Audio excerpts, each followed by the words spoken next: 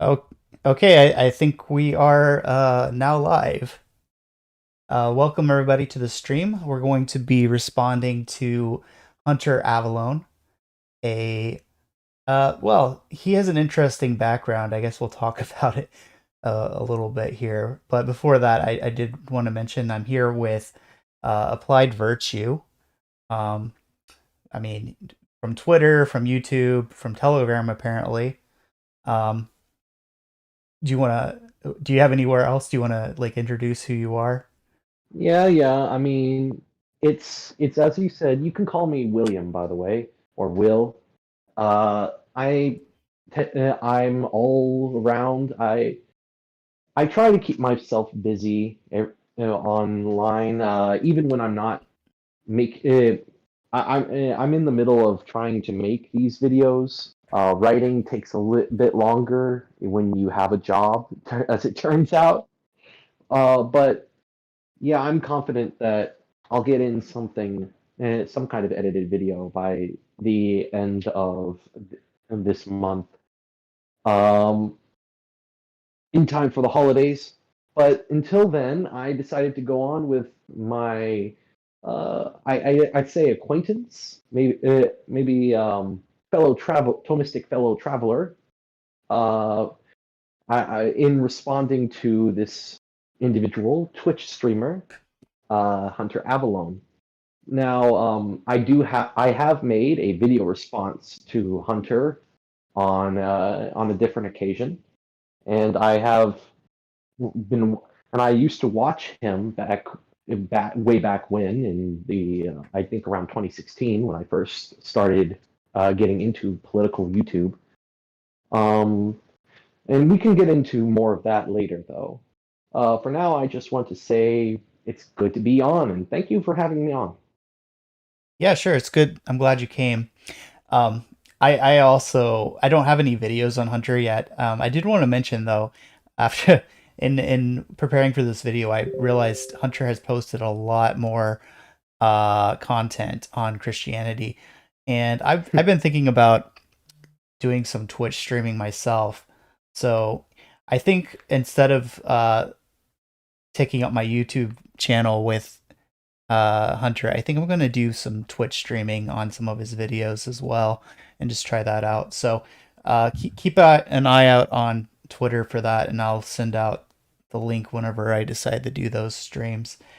Um, we also are going to be doing continuing on Wilhelmson and other such.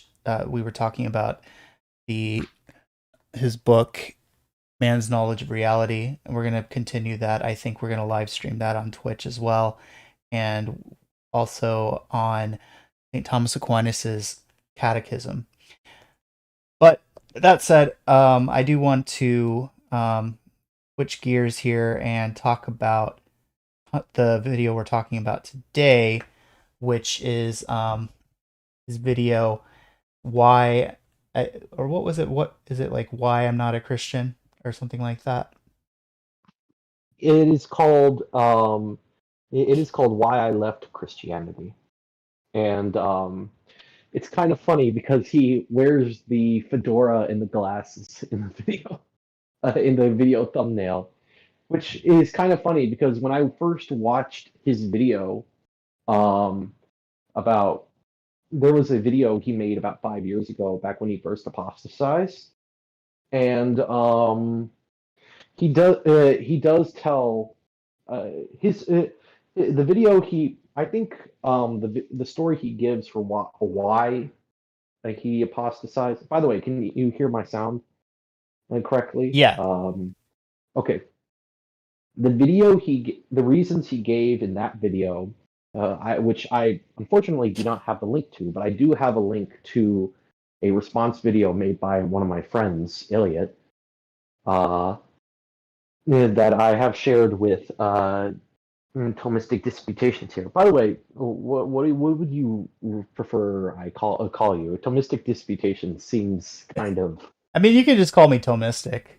I mean, all right. What? All right, I'll call you Thomistic. the I've shared that video with Tomistic. Uh, Hunter's conversion story, or deconversion story, rather, uh, matches up with what was said in that video years ago. So I think it's I think it's entirely genuine. It it's just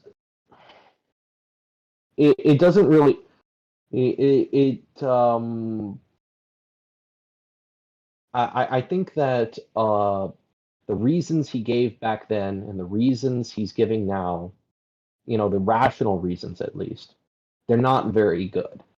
Um, and what you will find with a lot of these atheist types and these skeptic types, and this is kind of funny because way back when, Hunter was very embarrassed to be put into the skeptic box, very visibly so. You could say he was cringing at that label of skeptic or atheist because he knew the kinds of people associated with that. But now he's sort of putting on the hat and everything and kind of embracing that image, which is tells me a bit about his mindset.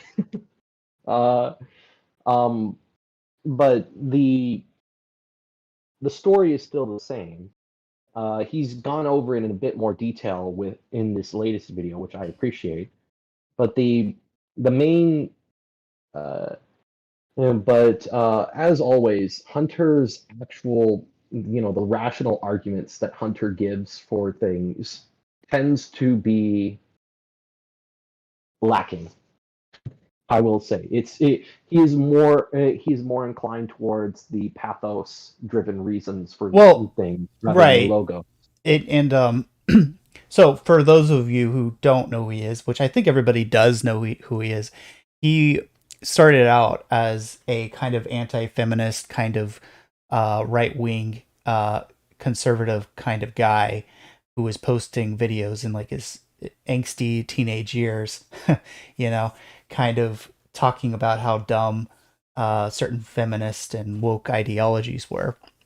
Um, and he made a total transformation at some point, into now being the opposite, like the exact opposite of that. Now he's a far left extremist who, uh, you know, is now doing harmful things to his body, such as, uh, vasectomies. And he seems like a nice guy in general, honestly.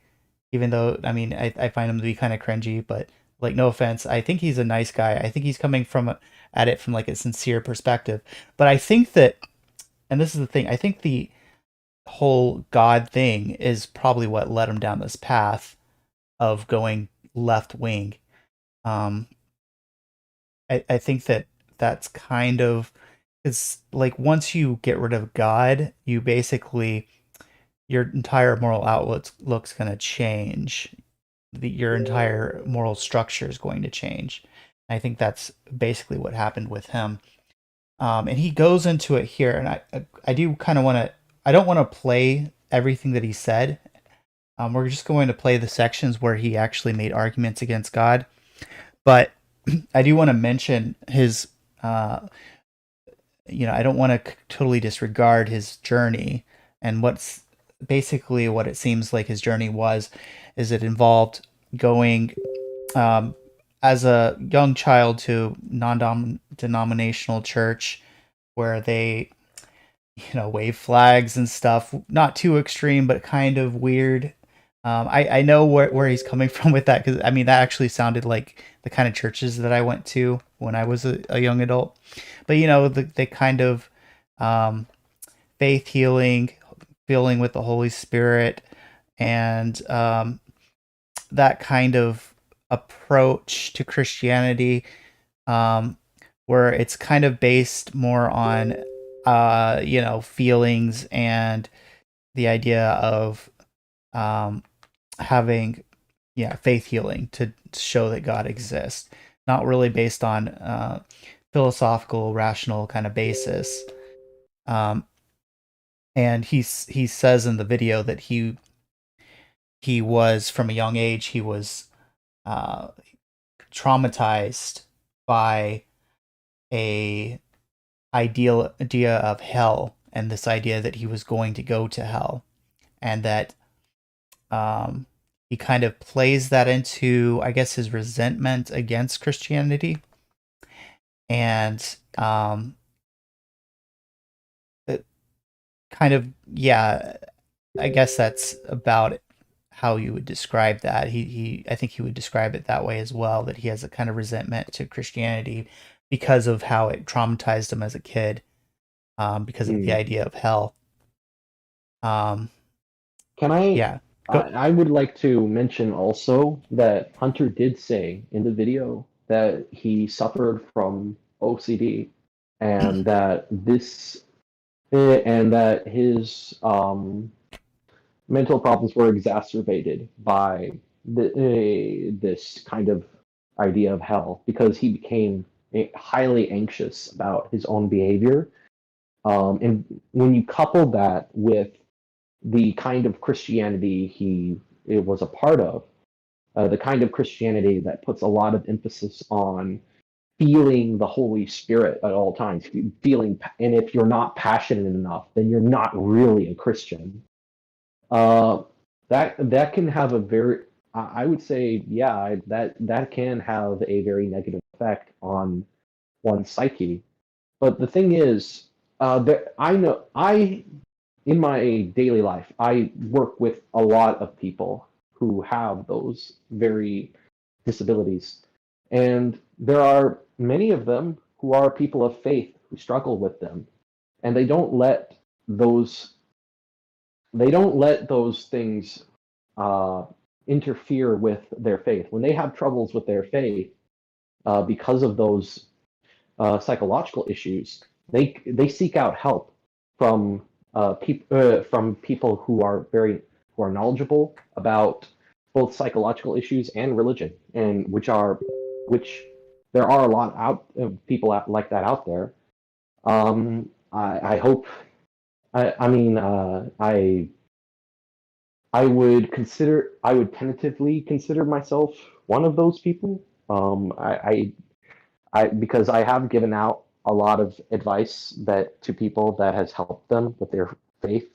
Um, I know, and it seems like Hunter in particular was struggling with something we would call scrupulosity, which can arise. It's this feeling of you're second guessing everything you're doing because you feel like you're not good enough, you're not saintly enough, and religious people tend to experience that uh, at some point in their life.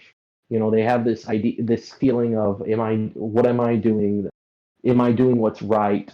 Am I doing what's good by God? Is what I'm doing a sin? Am I, and so on.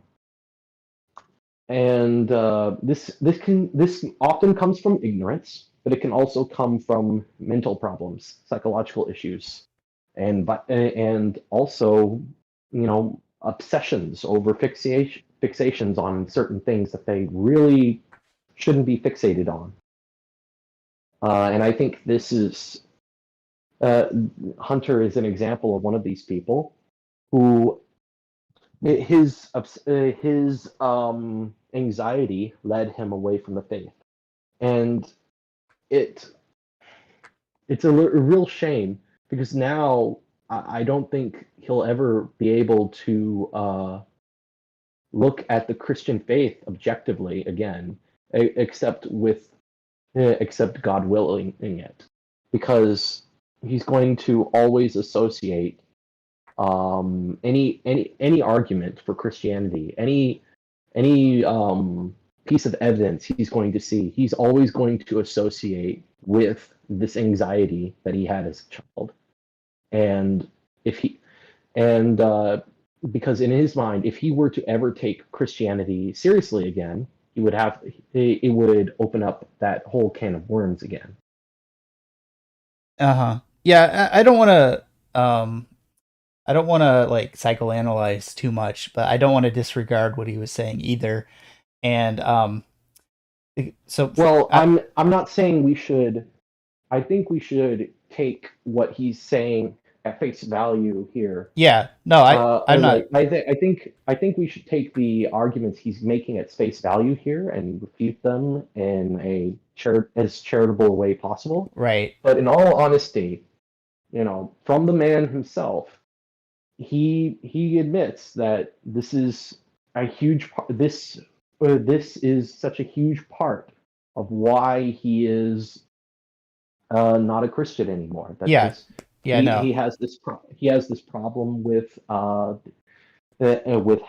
and this paranoia over whether he's going to go to hell and the OCD. All of that is part and parcel of his. That's you have to keep in mind that that journey suggests to me that he's going to be have that in mind whenever he talks about Christianity and God. R- And we might see, and I think you're going to see some of the assumptions in his arguments. yeah, no. I mean, I definitely agree with that. I mean, I, personally, I tend to I like to stick to the philosophical arguments and such like that. But Hmm. yeah, we do have to remember that, we're all human, and these kind of, you know, psychological elements obviously play a big role in how we make decisions and, what we're willing to consider. I also want Hmm. to say that, I would say that, scrupulosity is actually a bad thing. Like, when you're being overly scrupulous. Um, it's yeah. So and these some ideas of hell, some ways of teaching children hell. Those are also not ideal. They're not. They can be traumatizing. They can, I don't want to disregard any of that. Um, I wouldn't say that necessarily, there's no good way of like teaching Christianity. Obviously, I wouldn't say there's no way of teaching Christianity to kids. I personally, I haven't really looked into like how to do it, but like there's obviously bad ways of doing it and there's good ways of doing it. And Well, yeah, here's the thing, right? When I took a driver's uh, crash course, I took a driving test several years ago in order to get my license. In those driving tests, they give you all kinds of horrifying stories of car crashes and things that happen when you're not paying attention. If you're looking down on your phone, you could be the next statistic, basically. And there are all these heartbreaking stories of people who were cut down in the prime of their life because they looked at their phone at the wrong moment and then boom, car crash. That's that could be traumatizing to someone, traumatizing to a child who can't handle it. The idea of, am I going to get into a car crash every time I get into a car? I mean, we use cars to get everywhere nowadays. Imagine being so afraid of a car crash that every time you get into the car, you think, what if I get into a wreck? What if I get into a wreck? What if I get into a wreck? And that fills you with anxiety.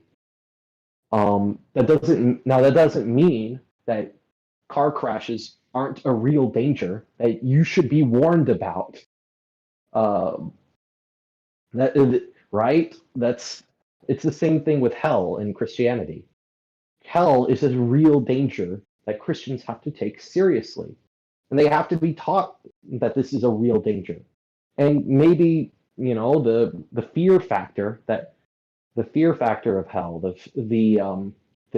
fear of damnation is on some level necessary to give certain people a kick in the pants in order to take those necessary precautions. Uh, we also have to keep in mind that it wasn't simply that Hunter Avallone was taught this in a very sensationalized way. It was also he was taught this in a sensationalized way, and he also had OCD, so it would he would constantly be focusing on it, even when it wasn't relevant, to an inordinate degree. Sure. Does Right. that make sense? Yeah. Yeah. I think so. And I mean, he also mentioned like a video that he saw that was traumatizing, uh and yeah, that video might be a little extreme for a child. I'm not really sure. I haven't really thought much about it because I don't have kids of my own yet. Um, but anyway, I do want to. Do you think we've covered this topic, or do you have anything else to say I, before we I move think on? we've covered the topic of his conversion story, his journey, spiritual journey, and given it the respect it deserves. I just think that I might want to come back to it after we listen to all of his arguments and see whether if whether the arguments have whether this journey he's had has any influence over the arguments he's making and the assumptions he makes about Christianity. Yeah. Actually, hold on. Um, so do you have the link to the video? I just realized I have to play the video so that you can hear it too. I mean, it's in the Discord. You've sent it to me Yeah, back in October. maybe I can just share this my screen with you. Oh yeah, totally. You can share your screen using Discord. I think you can even share videos.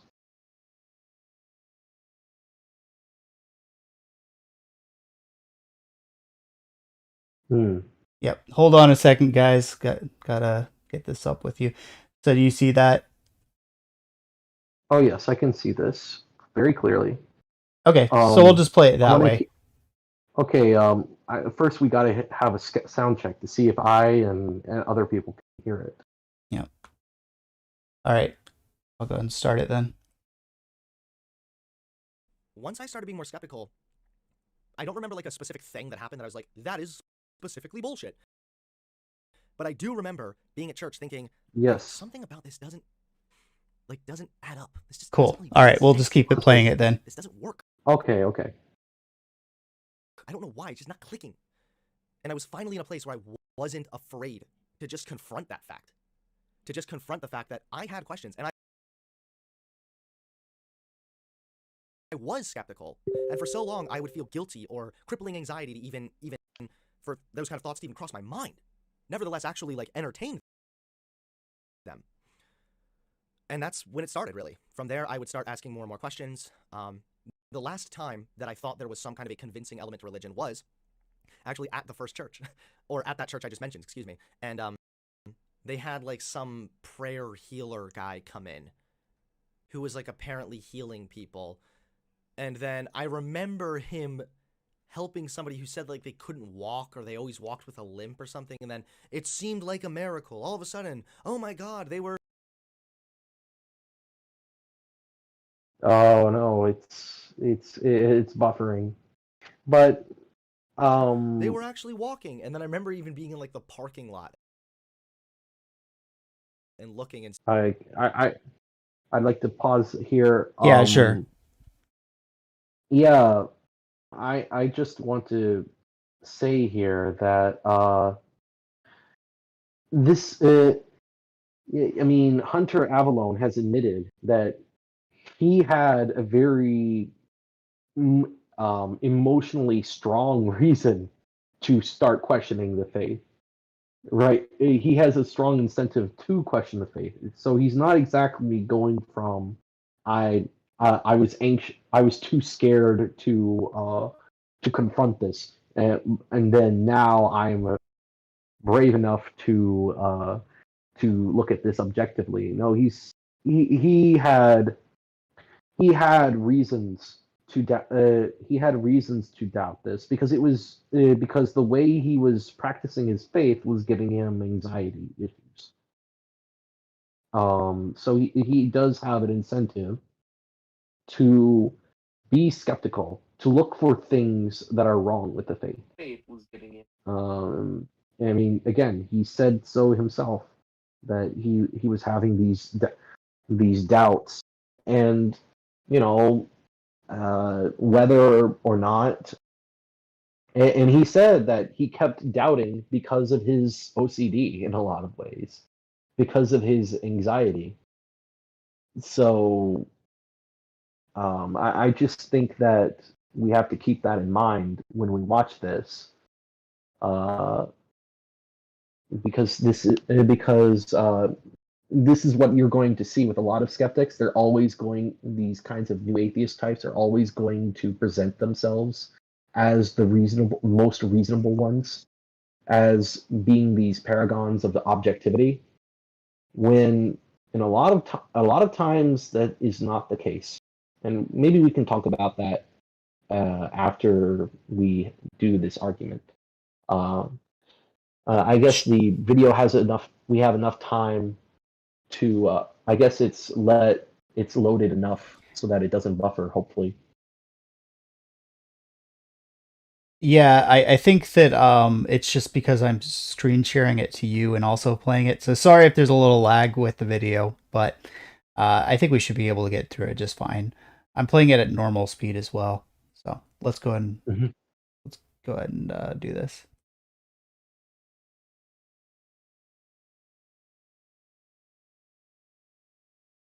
Seeing them, and it kind of looked like they were limping again. But that did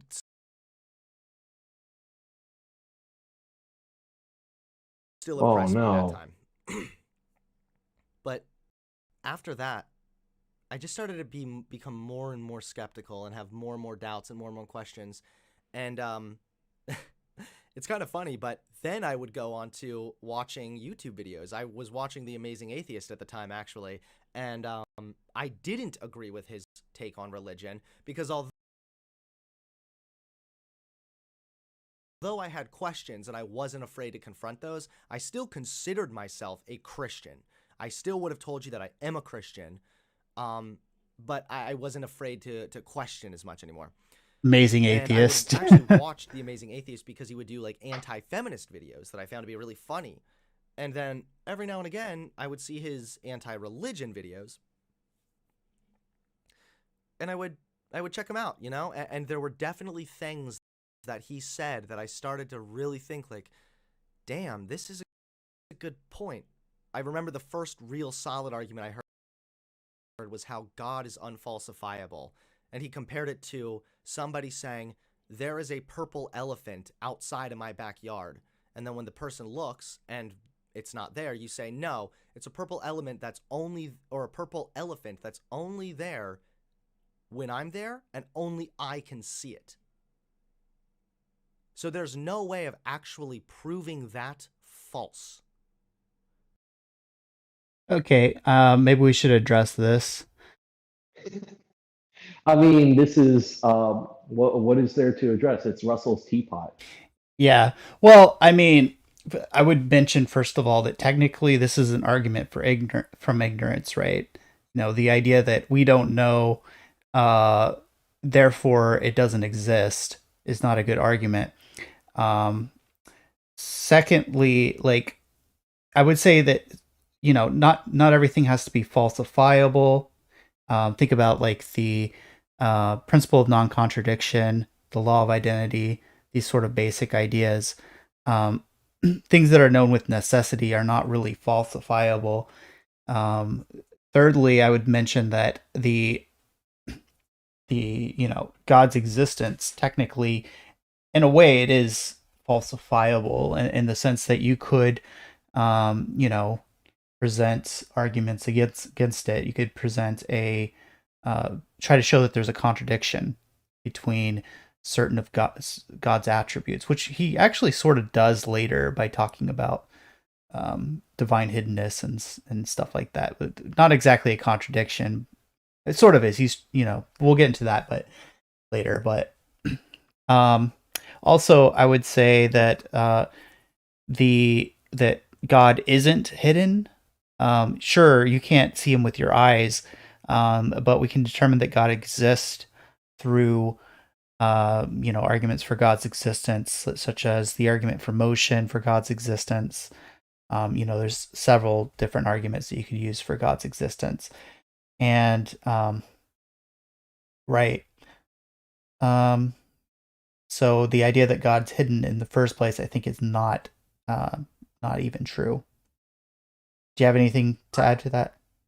Yes, yes. What you'll find with every atheist argument against God, almost every, uh, certainly the majority of the new atheist types, they start with the assumption that God is basically a creature, that he's invisible sky wizard or something like the flying spaghetti monster. He's something that we can interact with in the same way we might interact with an extraterrestrial, or maybe an animal or something like that. And that's not the way that we would interact with these kinds of invisible realities, much less the being itself. Because God isn't a creature like us. He's not a material being, so we can't use our five senses to interact with him directly. And he's not even like a creature, like an angel. He is God. He is one of a kind.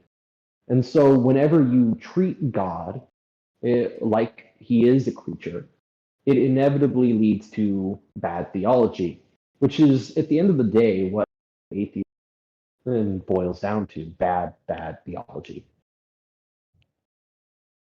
Yeah, pretty much.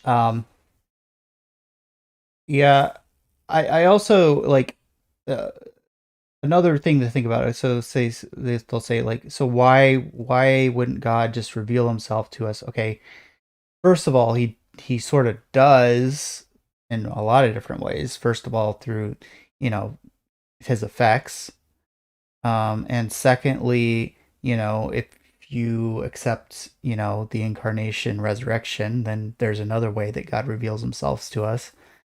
And then the Eucharist is another way.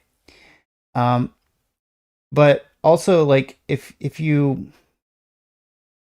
think about it, like, also God gave us a brain for like a reason. So you know we have the ability to reason, because so that we can come to know him better through reasoning, and not only him in the sense of that, yeah, there's a God out there, but also in the sense of the good and the true, right? In that sense as well. Um, and for us theists, like classical theists, it's not like it's not the same as like some people see out there that'll describe it more like as a relationship with like a disembodied mind. It Seeking God also, it's like seeking truth itself. It's seeking the good itself. Um, it goes beyond just like a a kind of personal relationship. I mean, you can describe it as a personal relationship, and that's valid since there's three persons in Christ, or not Christ, in God. There's three persons, but it that can kind of mislead you regarding like what we mean if you're just like thinking about a disembodied mind or something like that.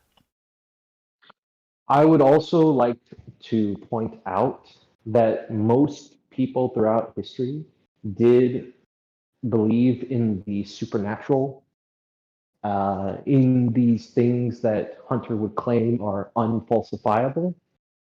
Uh, the the vast majority of people throughout history believed in gods, believed in spirits, believed in invisible realities, and this kind of atheist materialism is very unusual.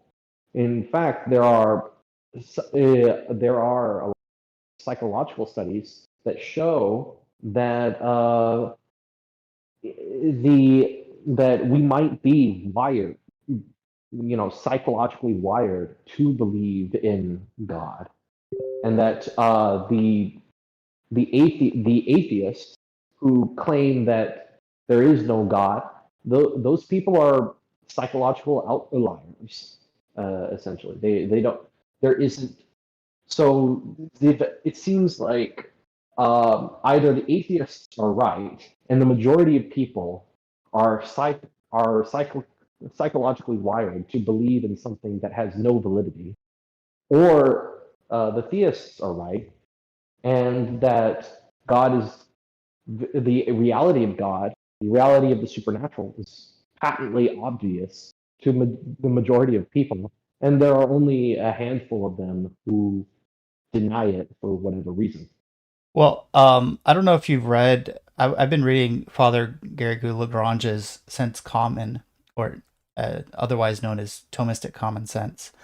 Um, and in that book, he actually argues that God's existence is known by common sense, which by that he means that it's kind of immediately and vaguely known through um, basically through grasping the first principles. And like one way of thinking about that is that, by knowing that there's a moral law, we kind of intuitively grasp that there's uh, there's someone who is gives it kind of that obligatory nature, something that commands it, and other things like the fact that there's a natural tendency in nature implies that there's um, an intelligent, Guiding influence. yeah, an intelligence guiding influence that leads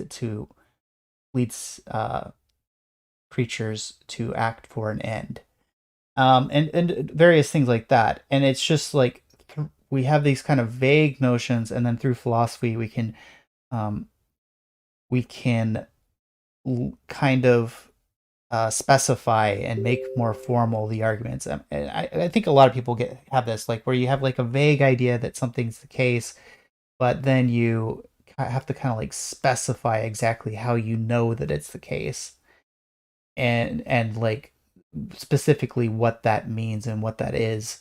And I think that what happens with atheism is that um, people basically convince themselves that their common sense is wrong through that kind of reasoning, and that's ultimately what leads to the um, kind of atheism that we see today. But Yeah, I mean, I can go over all the different things that I know psychologically about, atheism, but I think it suffices to say that um, atheists and people who just absolutely deny any kind of spiritual reality, those people are the absolute minority throughout human history.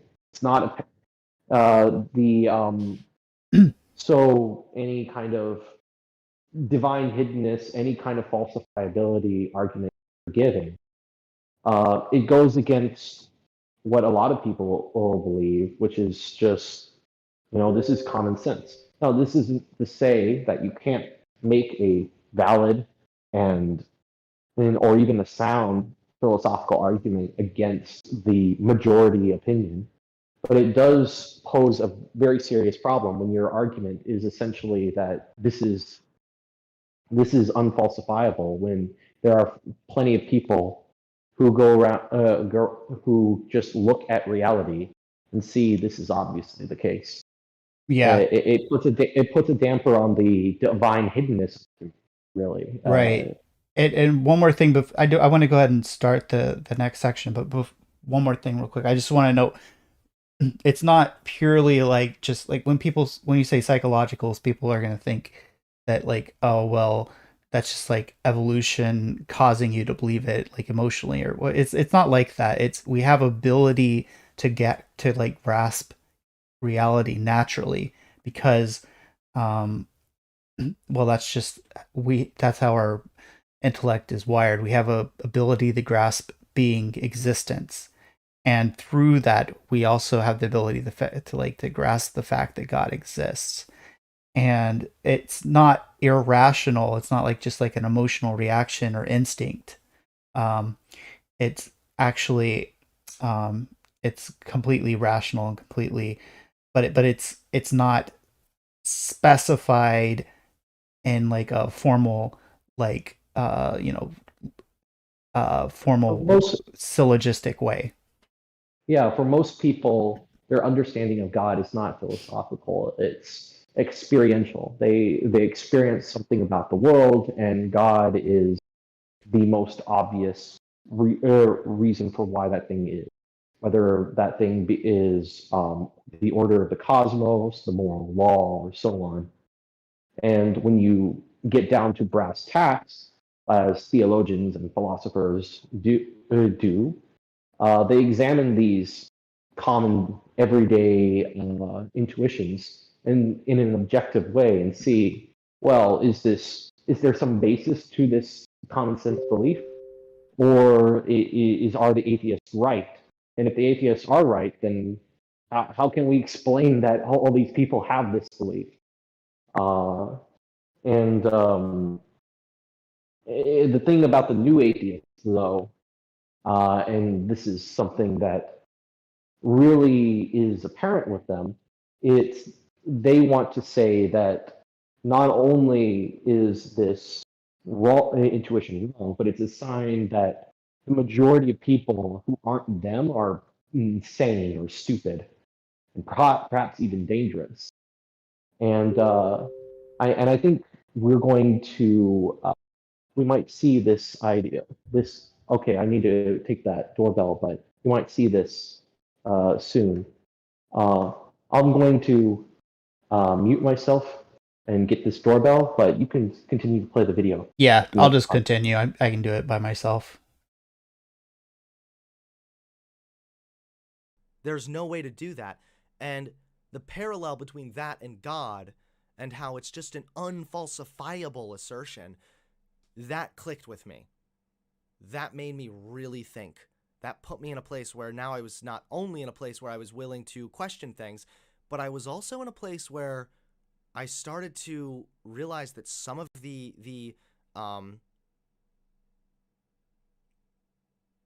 the arguments against religion were holding up. And then I don't really remember all the ups and downs from that time, but I do remember that by 2017, some of you are still familiar with that video where I talked about walking away from religion and where I said I'm not really considering myself a Christian anymore. Um and that was like a big leap for me also because I still lived at home and my parents were still Christian.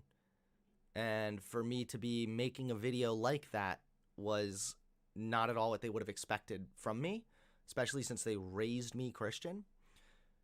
And that was it by that time. After I posted that video, from there, I kind of I sort of would go back and forth between being agnostic and being atheist and sort of just trying to figure things out for myself. And that leads me to now, where I am right now, which is I did research and I would listen to other people debate and I would listen to other arguments. And I mean, I would still go to church with my family sometimes. And that's what it left. That's leaves me where I am now. Now I'm an agnostic atheist. Um, And walking away from that, letting go of that terrified feeling of questioning and oh my god, I can't be doubting this. How dare me? I'm so guilty for this. Once I walked away from that, it was immensely beneficial because now, where I am now, it's not carrying this fear anymore and this baggage and this fear of hell. In fact, now I see it as the complete opposite. Now I see it as I'm glad that I no longer believe in a God that claims to love me and claims to be just, but is willing to send me to hell for all of eternity simply because I don't believe. Justice is defined as a punishment that fits the crime. Sending somebody to hell because they don't believe is not a punishment that fits the crime. Okay, well, this is Okay, this well, yeah, can I do this? yeah. Go ahead. I can understand why Hunter Avallone believes this because because he was someone who had that OCD, and then he watched a particularly traumatizing video as a kid, and now he's constantly second guessing himself again because he has these pre-existing problems. Uh, as someone who was raised Catholic, and believe me, I understand I understand everything. I cannot. I have no understanding of this argument that hell is somehow incompatible with a just God. I have no. I don't have any kind of. I don't really think there's any logical reason for that. You can't if you look if you do not think that belief in God, if you don't think that a certain group of people are not are going to hell, then you're going to have. If you do not believe that, then a just God wouldn't allow those people to go to hell. It's just that simple. It, that is the deal. Now, Hunter is saying here that people are not going to hell simply because they don't, a God that sends people to hell just because they're not Christian. It's just a bad. He's just a terrible God or something. Um, I struggle to. I don't think that you can honestly look at a religion like Catholicism and come to the conclusion that is what's happening. Because at least within the Catholic tradition, and I assume most Christian denominations follow the Catholic tradition, more or less. Uh, sins, your sins are something that you're culpable for. If you are ignorant of the faith, if you do not believe because for reasons outside of your control, then you are not guilty of your unbelief. And it's really only if you are culpably guilty, like if you're lying to yourself, or maybe you have this, maybe you are looking for reasons not to believe because of some prior prejudice. Only then will God judge you for your lack of belief. Uh, I think that's generally accepted by most Christians. What would you have to say? Yeah, no, that's exactly what I would say, but also well, I just want to note the technical terminology would be invincible ignorance. Mm-hmm. That would, well, that's one way that you could. I guess you could also have other reasons like psychological reasons as well, but Yeah, I um, mean, Thomas Aquinas talks about the case of the baptized madman, the person who is in a fit of who has some kind of psychological issue that makes it impossible for him to lucidly, for example, accept his vows of confession. Uh, Yeah. That's and how does and it's generally assumed by the church that God is going to preserve those people because when God judges you, he doesn't judge like the state of your knowledge. He judges the state of your entire soul. And that includes that especially includes the orientation of the will. Are you willing the good? In the sense that Plato or Thomas Aquinas talked about. Are you willing that the good be carried out? That are you oriented towards the purpose of human existence, or is your will oriented away from towards a lesser good? Well, that's funny because like in this video, and a lot you see this from a lot of atheists, he's presenting himself as if, well, I was seeking the truth. I was trying to determine what was true. I did research and I watched all these debates. So right there, he's telling me that what he has is an orientation towards truth. Um, and so, I mean, maybe he may not even realize it because maybe he has a false idea of God, but seeking the truth is seeking God because God is just what it is to be truth itself. God is the true itself. This is how it works out metaphysically. I mean, this might probably go over his head, but the what is true is simply, or when the intellect is in conformity with reality, with existence, right? The conformity between existence and your intellect, or you can even talk about that as like with respect to the forms of things, like a true cake, or right, would be a cake that actually conforms with what it is to be a cake. Um, but it goes back to existence. Something is true if it actually exists in reality, right? Um, that's the ultimate foundation. And God, he is his own existence, and his existence is also his intellect, because we hold to divine simplicity, and his intellect is perfectly in conformity with himself, right? And all reality by virtue of that, since his knowledge is also the cause of things, right? So God is actually truth itself because he's the source of all existence. He is, everything that has existence is derived from him, and only participate in the truth, in what the truth of the world is participating in the truth of God, right? So when you're seeking truth, if you're actually seeking truth to like its total, like an exclusion to all limits, in the universal sense, all truth without limitation, that is seeking God. And so I think Hunter, ironically, is actually seeking God without even realizing it. Yeah, I would. I mean, if he is seeking God, the truth, then he is seeking God. That I would agree with that.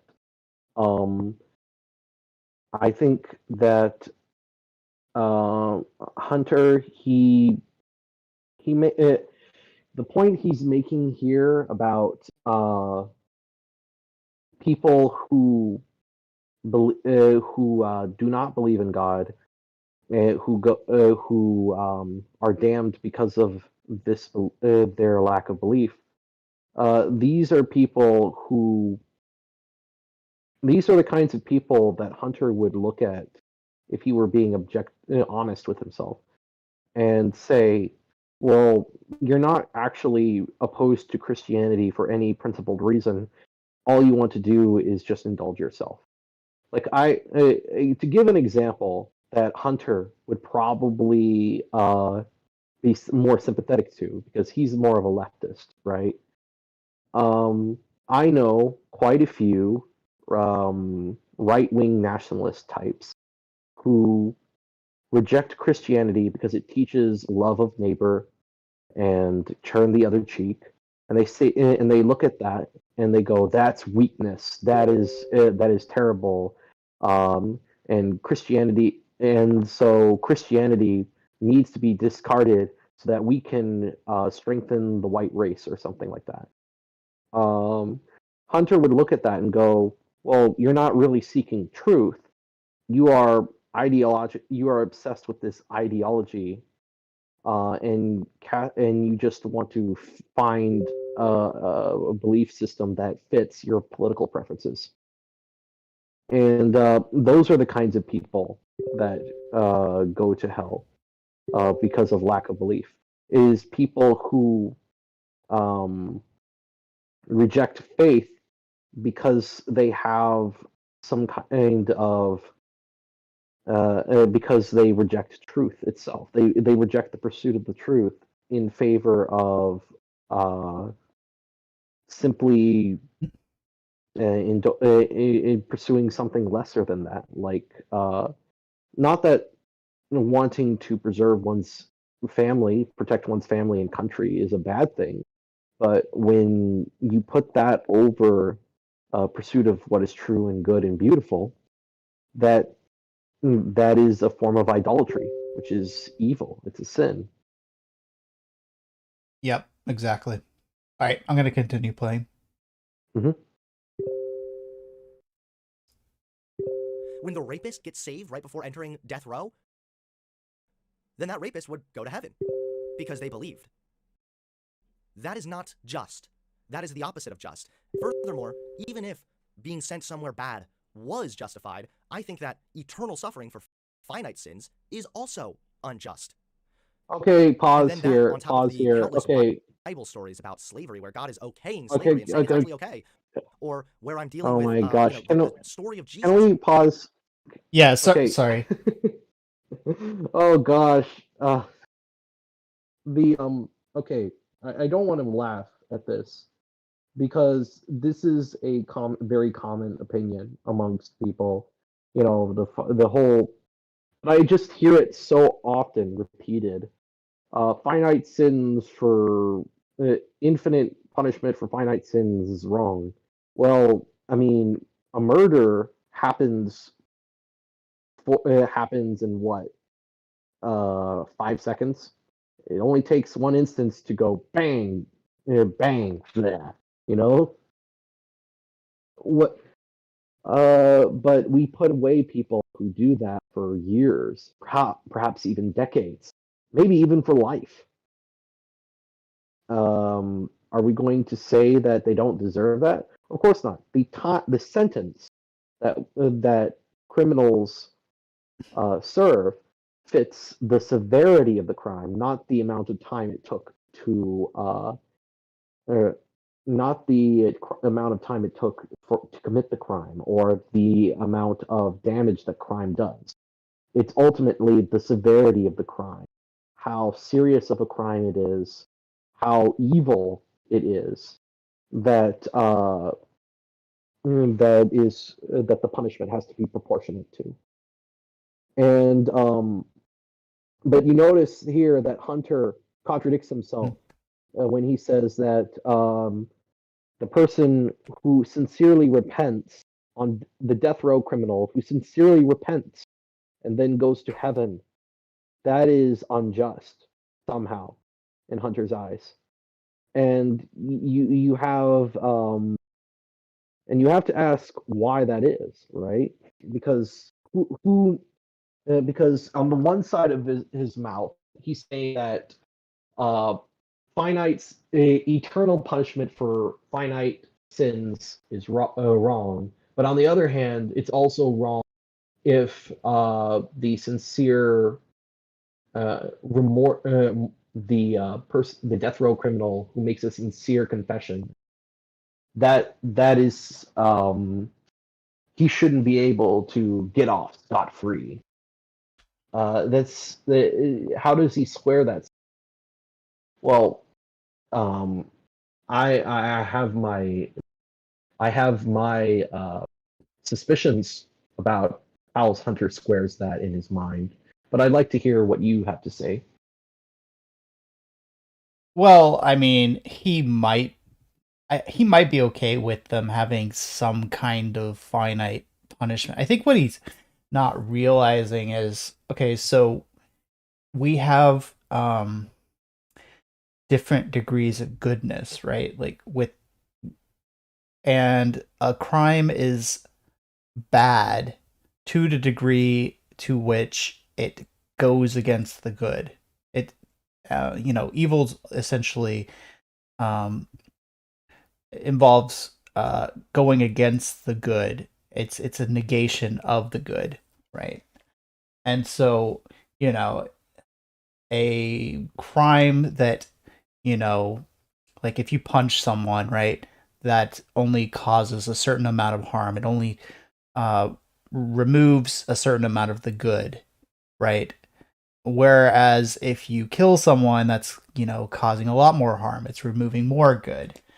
Um, and so it, and of course, this has to do with the intent of your will, right? Because you have to actually intend these actions. So it's about not only the harm you're causing, but the harm you're intending to cause, and the way in which your will is going against the good here, right?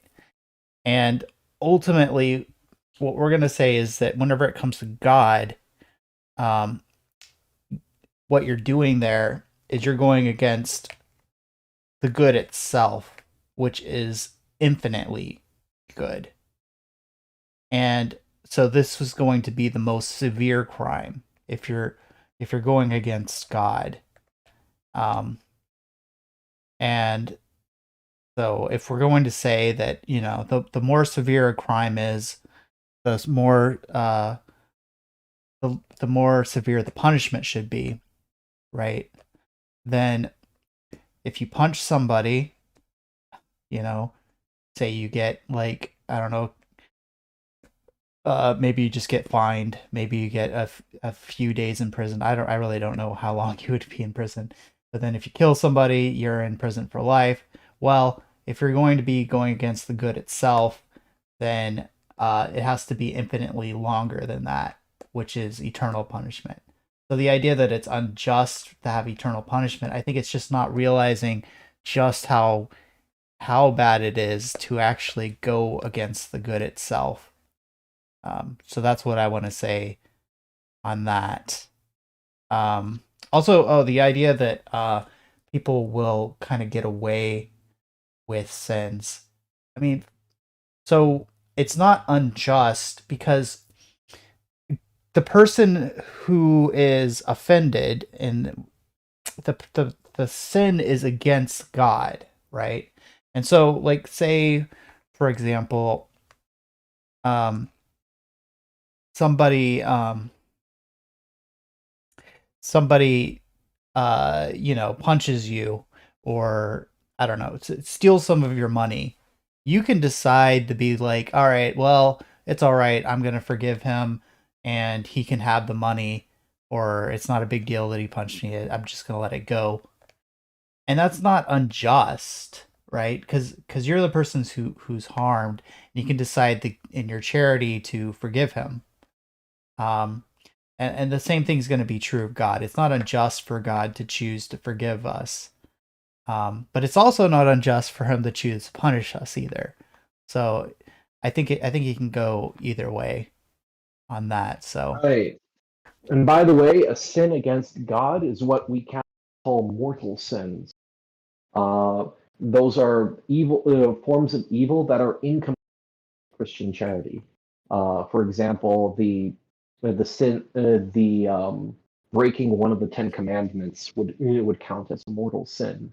For example, yeah. this is the this is contrasted with venial sins, which are of a much less serious nature, that do justify temporal punishment, but not in eternal punishments. Right, because those don't actually turn us against God or break our relationship of grace. Did you break up with me? Hello? Sorry, I was saying those don't actually break our relationship with God. or the relationship of grace. So Exactly. Yeah, yeah. that's the difference between the two. Now, I don't think that Hunter's particular denomination, or rather non-denomination, had that kind of view. Given that it's in America, he probably would have followed a Calvinist view, which sees all sins as sins. And in that case, I can see why someone with that kind of anxiety would go crazy if you thought that every little sin was mortal. Right. So the white lie, or maybe you stared at a girl you liked for too long, or you told a white lie. The you suddenly you are in danger of going to you are right there, damn, basically. Unless he believed his church taught once saved always saved, in which Yeah. case, well, I'll leave it to the Protestants who believe that to justify that. Hmm. But yeah, if you have that view of sin, then it will be much harder. But if you have a more understandable view that sin that certain sins are punishments, sort of certain not sorry they're not punishments, they're violations of God's charity. They go against God's law. If we understand that that's the case, then we understand why something like eternal punishment is on the table as a possibility. Yep. All right, let's keep going. Mhm. Even now, looking back, it's like God made the rules. Why couldn't he have just changed things? He's God. Why did God need to sacrifice himself to himself to save us from himself? This doesn't fucking make sense. Okay, I do want to address this part. Um, so first of all, he asked like why can't God change the rules? Okay, but well, it's not like maybe he's coming at it like from a perspective of divine command theory, right? Where there's this idea that God just kind of commands something and then it's the case. That we ought not do it. Which I mean, there's a degree of truth to that, but as a natural law theorist, I'm going to think that what's right and wrong is based on what's good for us, basically, and that's just like an objective fact about like what's what's real. Like the fact, for example, the fact that our eye tends our eyes are seeing organs. It means that it's good for our eyes to be able to see, to facilitate seeing, right? And it's bad for our eyes to not be able to facilitate seeing, right? That's not really something God can change, um, because, like, not intrinsically, not with respect to itself anyway, because that's just like the nature of what an eye is. If he were to change it, the eye would be something else. Yeah, exactly. If he were to change the purpose of an eye on Fiat, he would not. It wouldn't be this is an eye, but it has a different purpose. It would be isn't even the same kind of thing as an eye anymore. Right. And so yeah, it's not like God can just like arbitrarily um change the moral law like that. At least not with respect to like things that are like that anyway. Um anyway, and he also says that, okay, so why did God have to sacrifice himself to himself to like satisfy himself? It Okay, I think that this is like just such a shallow kind of view of like what it what salvation even involves, right? Because salvation, I think we have to start from the perspective of like love. God God came down as a person because he loves us, to kind of incorporate himself more fully with us. And being physical creatures, we um we can relate better to like a physical representation of God or physical presence of God than you know, simply kind of an abstract idea. And so God came down to earth and sacrificed himself because he loves us, and he knows that this is a better way of us for us to know him. It's not that it was necessary.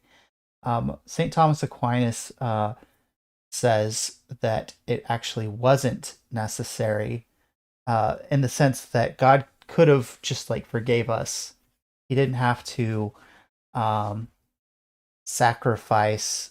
He didn't have to suffer in order for us to um, be forgiven, but he chose to because it's better for us. Um, it's it demonstrates his love to us more when he actually dies for us, because we can understand that as human beings. We can understand that dying for another human being is like the greatest act of love that we can do, and it kind of makes it clearer to us that um, what God that God loves us, and that God is actually cares about us. And this is important for us to realize, it's worthwhile to actually try to follow God's law, because God wants us to be able to have the beatific vision to, go to heaven, right? God, and you have to realize, before Jesus died and raised from the dead, there was a controversy over whether there was even going to be a resurrection of the dead, right? I think the Pharisees didn't believe this. That I don't know if that was them specifically, but I think that's what they didn't It believe that. was the Sadducee. It was the Sadducees who Okay, rejected the final resurrection. okay, yeah. There was a debate about it, and having God Himself come down, die, and raise from the dead, and then ascend to heaven. That is like a very clear um, way of showing to us that actually there will be a resurrection of the dead, and that um, that there's actually hope. There's hope. Without hope, um, you know, we can't really. There's not really any motive for us to act morally, right? Um, that or there maybe there is, but that hope. Aristotle didn't have hope, right? He didn't have the hope for the future life in heaven, and he his ethics, I believe, were kind of deficient because of that. Basically, he said, well, we should act morally because it's more likely to you know keep us in good favor with the gods. um but that's less motivating, I think, than the idea that, well, if you act morally and you orientate your will towards God, you're going to experience perfect happiness at the end of things. Um, yeah. So those are some reasons why why Christ died, or why Christ came, in addition to like the satisfaction of sins, for sins. I mean, there is a reality that the that harming others deserves some sort of punishment, um, and so there's also something good in the fact that Christ satisfied those sins as well, through his death. But yeah, that's where I'll stop. Do you have anything to add on that? Yeah, yeah. I would like to. There are multiple theories of the atonement that exist throughout the Christian tradition, and Hunter Avallone could easily just pull up an article on one or more of them, and read in plain language why the smartest theologians of all time believed God needed to come down, incarnate, and then sacrifice himself. But I think there's the satisfaction theory of the atonement, which was first proposed by Saint Anselm, and later by Saint Thomas Aquinas. This was the idea, and this is something different from the penal substitution theory, because penal substitution, which is something that Hunter Avallone kind of alluded to when he says that Christ had to sacrifice himself to save us from himself, from God. God had to sacrifice, offer himself up to himself to save us from himself. You know, Christ had to bear the punishment for our sins in our place. Whereas the satisfaction theory is a bit different. It says that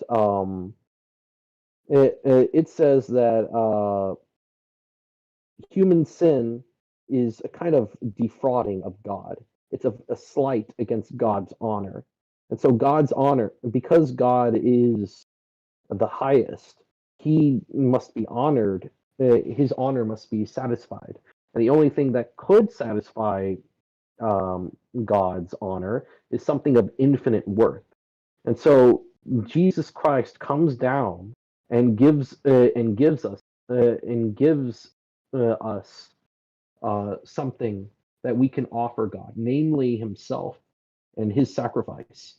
And so, you know, in a sense, Christ's death is substitutionary. It's not Him taking on the burden of our punishment so much as it is paying the honor owed to God on our behalf.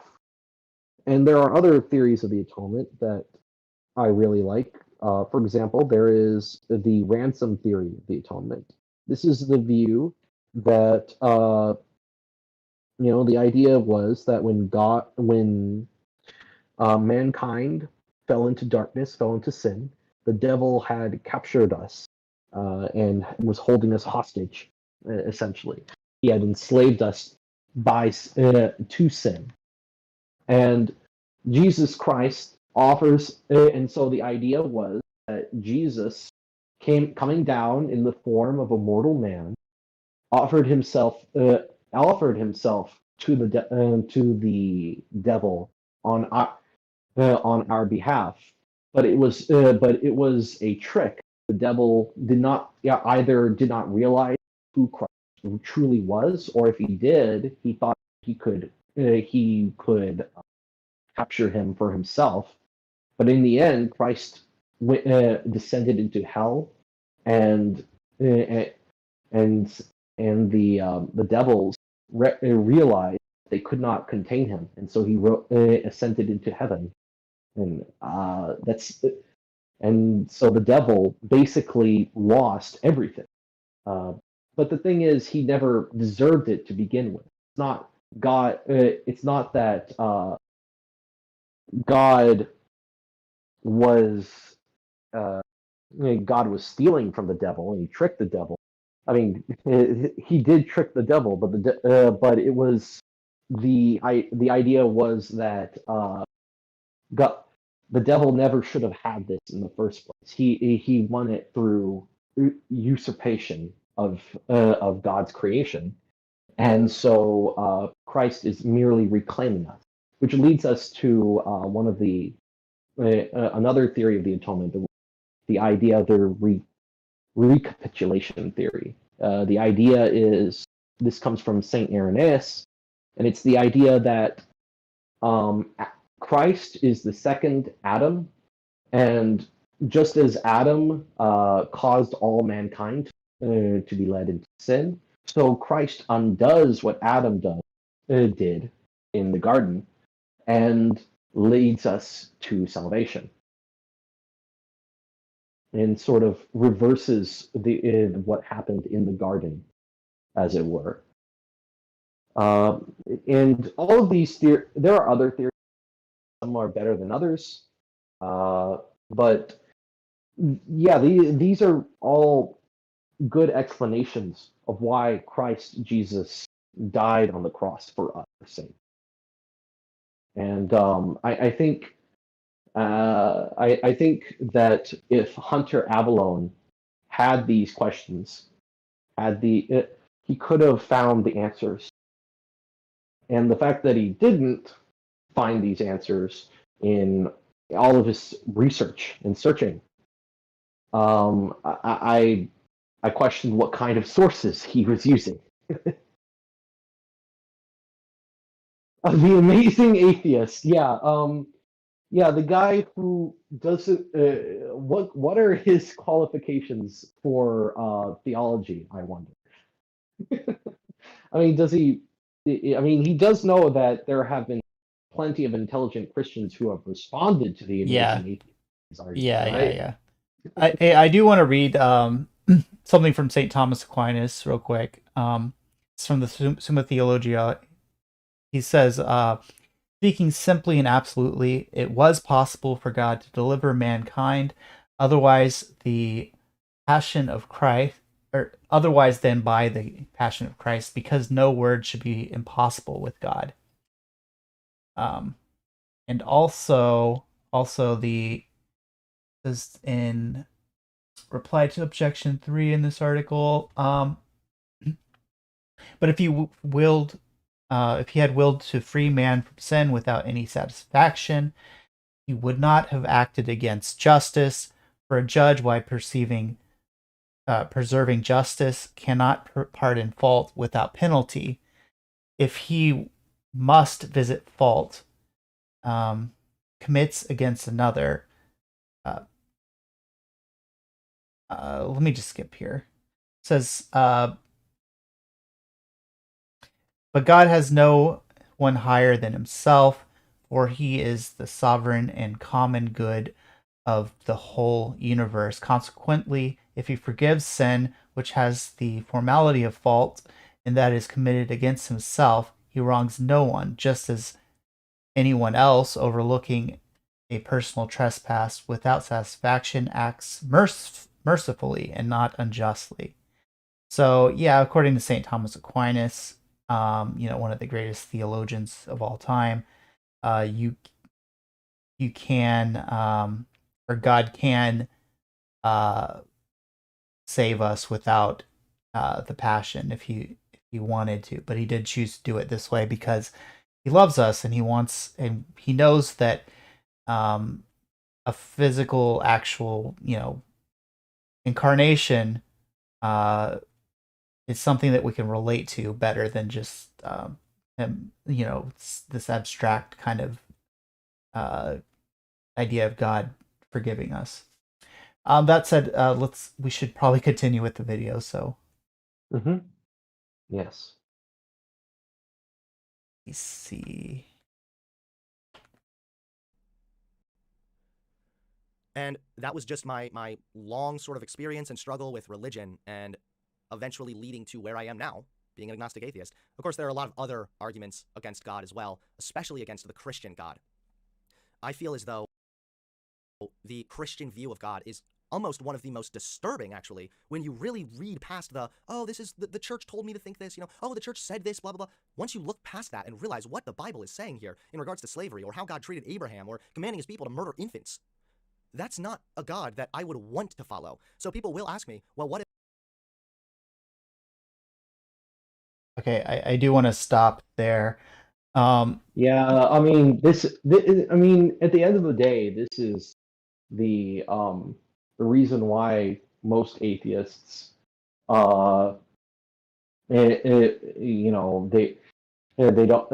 don't like Christianity. It's because it's these kinds of things where you have more. They have these moral intuitions about what is right and wrong. And when they apply them to the Bible doesn't stand up to their scrutiny, and so they reject Christianity. And it comes down to, like I said before, treating God as if he were a human being like them. I mean, even what where do they get this idea that you can judge the creator of the universe as though he were a human person using human morality? I mean, it's just you can only do this if you assume that God is a person before you even start the moral analysis. What would you what would you say? Yeah, no, I agree with that. I mean, it's starting from a particular, well, it's also starting from like a secular view of morality, which isn't completely disconnected from Christian morality, but you know, if you're going to criticize Christianity, um, I think you have to account for the fact that if Christianity is true, the kind of morality that we're going to be using is going to be completely different from like this kind of secular atheistic kind of view of morality.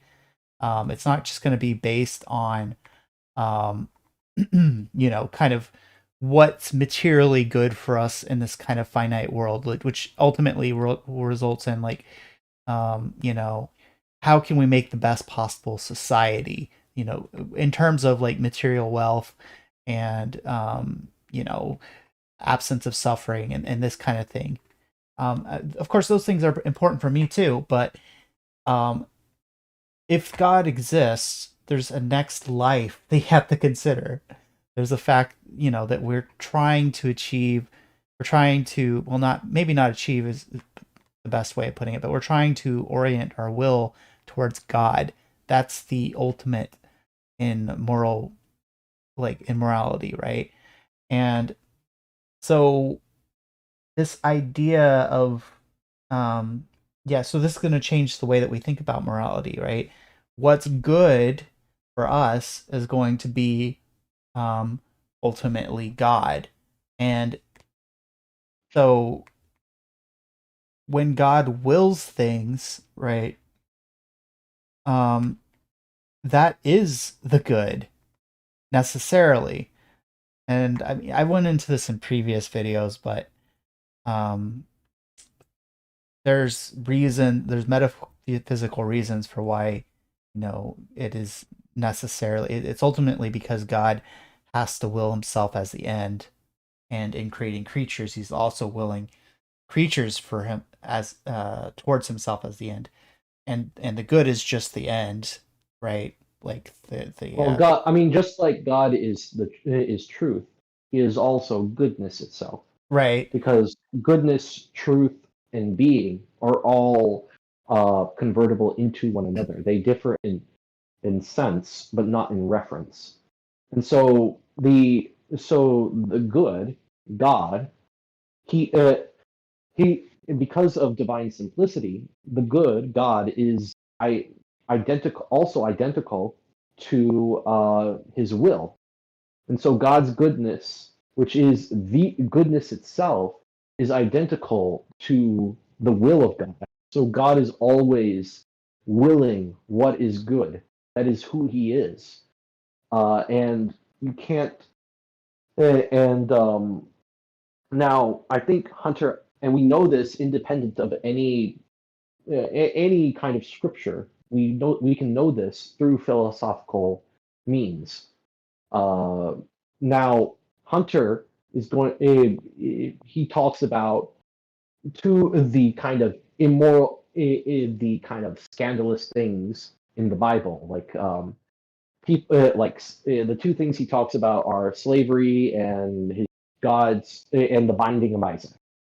Um, I'm going to for slavery, I think we have to make the distinction here. When the Bible talks about slavery, it's not talking about. It generally doesn't talk about chattel slavery, the kind of the kind that was practiced in North America in the 18th and 19th century. What it's talking about is the the kinds of slavery where you have people go into debt, and so they have to work for a master for a certain number of years, or maybe the people are guilty of some crime or captured in war, and so they were forced to do certain amount of labor because of they are basically prisoner. Now, in the Christian tradition, these types of slavery are morally different from the kind of chattel slavery where you have a person treating another person as though they were a piece of property, or treating their labor as though it were property. Um, that kind of slavery just, I mean, there, and that's very important to the more any kind of moral calculation. But you never see that coming out of the atheist camp, because they see the word slavery and their mind think, oh, it was, God was okay with enslaving black people in the South, because because history for them doesn't go beyond maybe the 19th century. Yeah, I also want to mention in Exodus 21:16, it actually says that kidnapping is illegal, and it actually punishes it with death even. It's kidnapping and putting people into slavery. So the kind of slavery that was practiced was not the kind where you go and kidnap somebody and then you force them into slavery. It's going to be either a punishment for a crime, prisoner of war, or some kind of debt due to trying to pay off some kind of debt, right? Excuse me. But also, um, I think that I think that we can all recognize that slavery in general, it's better that it doesn't exist anymore, right? And we have something better for punishing crimes now, which is the prison system, basically. And it's not perfect. There's issues with it, of course. Um, but I would say that due to the fact that did tend to be abuses with even slavery that didn't involve kidnapping, right? Um, there, I, it's better that we don't have it anymore. However, I would also say that I think that it was necessary for a time. It was necessary during that time specifically, because you have to realize, like Abraham, for example, he was just like a roaming, um, sheep herder, right? He didn't live in a society that had strong prison systems, a strong social structure that could present, that could feed people for free, locked up behind bars. Um, and you have to realize again that there were famines and all sorts of troubles where people could barely even feed their own family, and so we expect these people to um, feed a prisoner for how long, 10 years without them doing any work. That makes no sense under that kind of society, right? Where you can barely even feed your own family in some cases. And so, yeah, so they had to have And their prisoners work basically to feed themselves. You don't I work, you think don't feed that eat.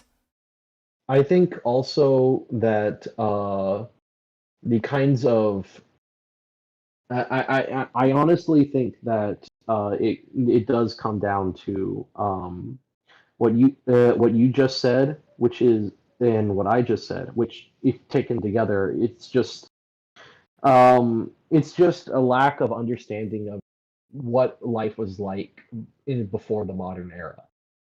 The actual realities on the ground. God could not. God did not create. God did not create a world that had no. How should I put this? What God was God when God created the world, it was perfect.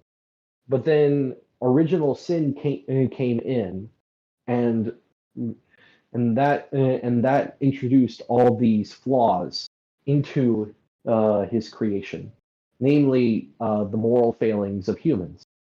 And Thomas Aquinas makes it clear that while authority and obedience would have been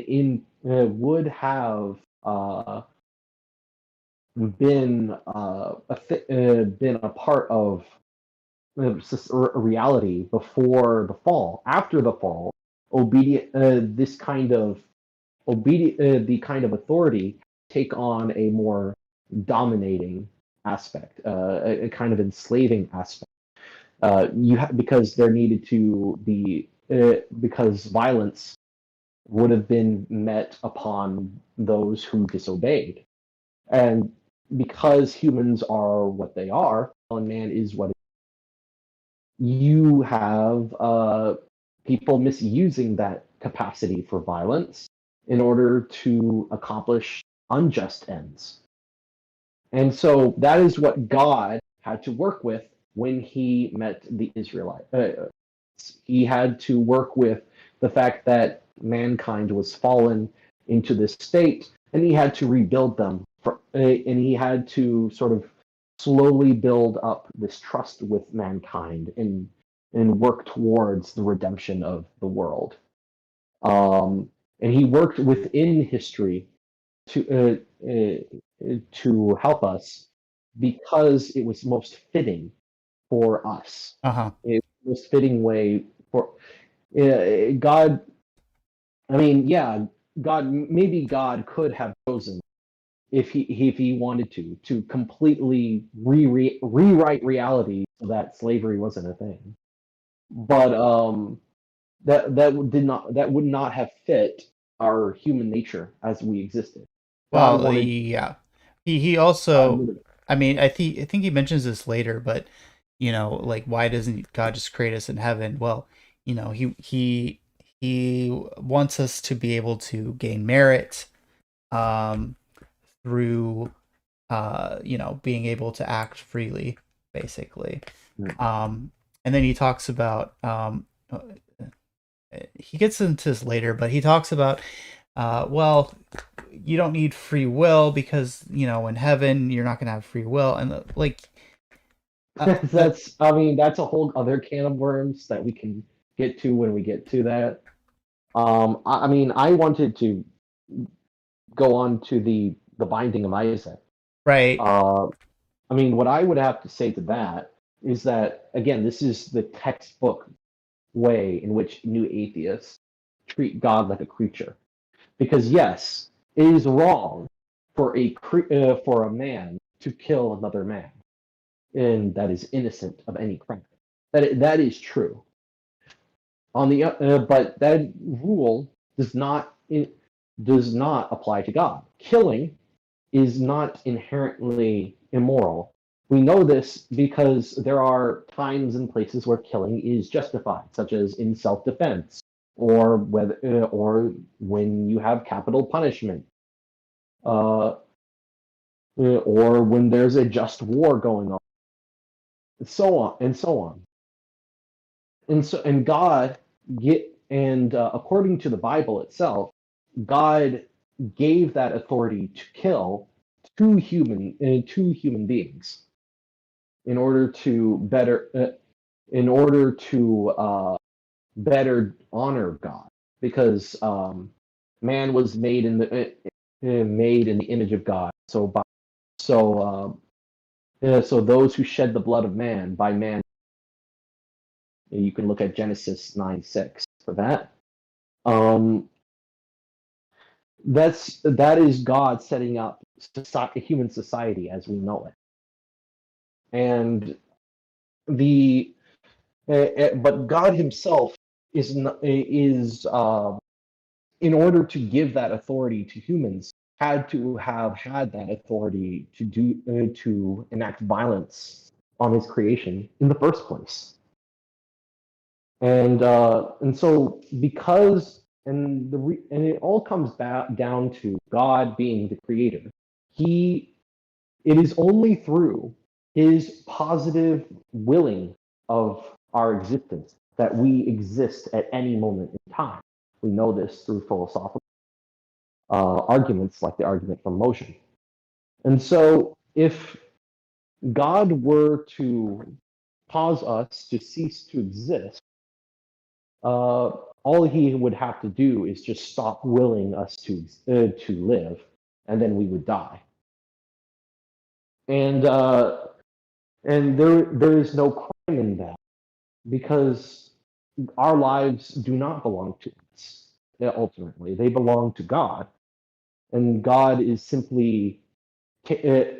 And so it's not really how can you say that it is evil for God to take what ultimately belongs to Him? Again. This isn't to say that God can do anything He wants, but it is to say that God, our lives ultimately belong to Him, and He has ultimate authority over us.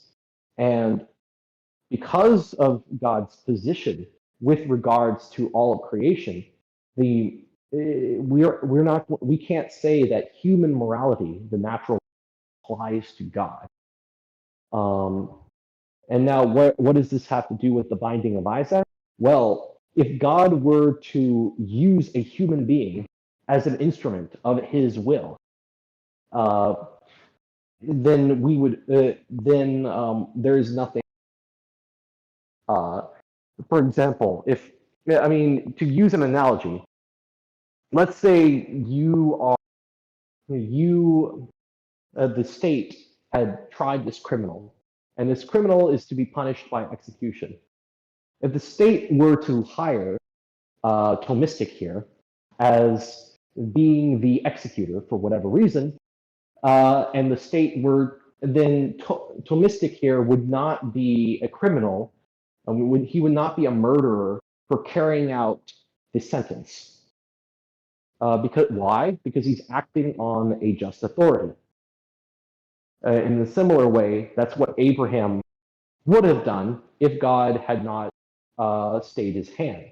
But of course, we know the story. God did not have Isaac killed ultimately, because he wanted to sort of demonstrate. There are a lot of reasons why Isaac was not killed, but the main reason that biblical would suggest for that reason, for that story, is that God was subverting the expectations of the time, where human sacrifice was an unfortunate part of the religions of that.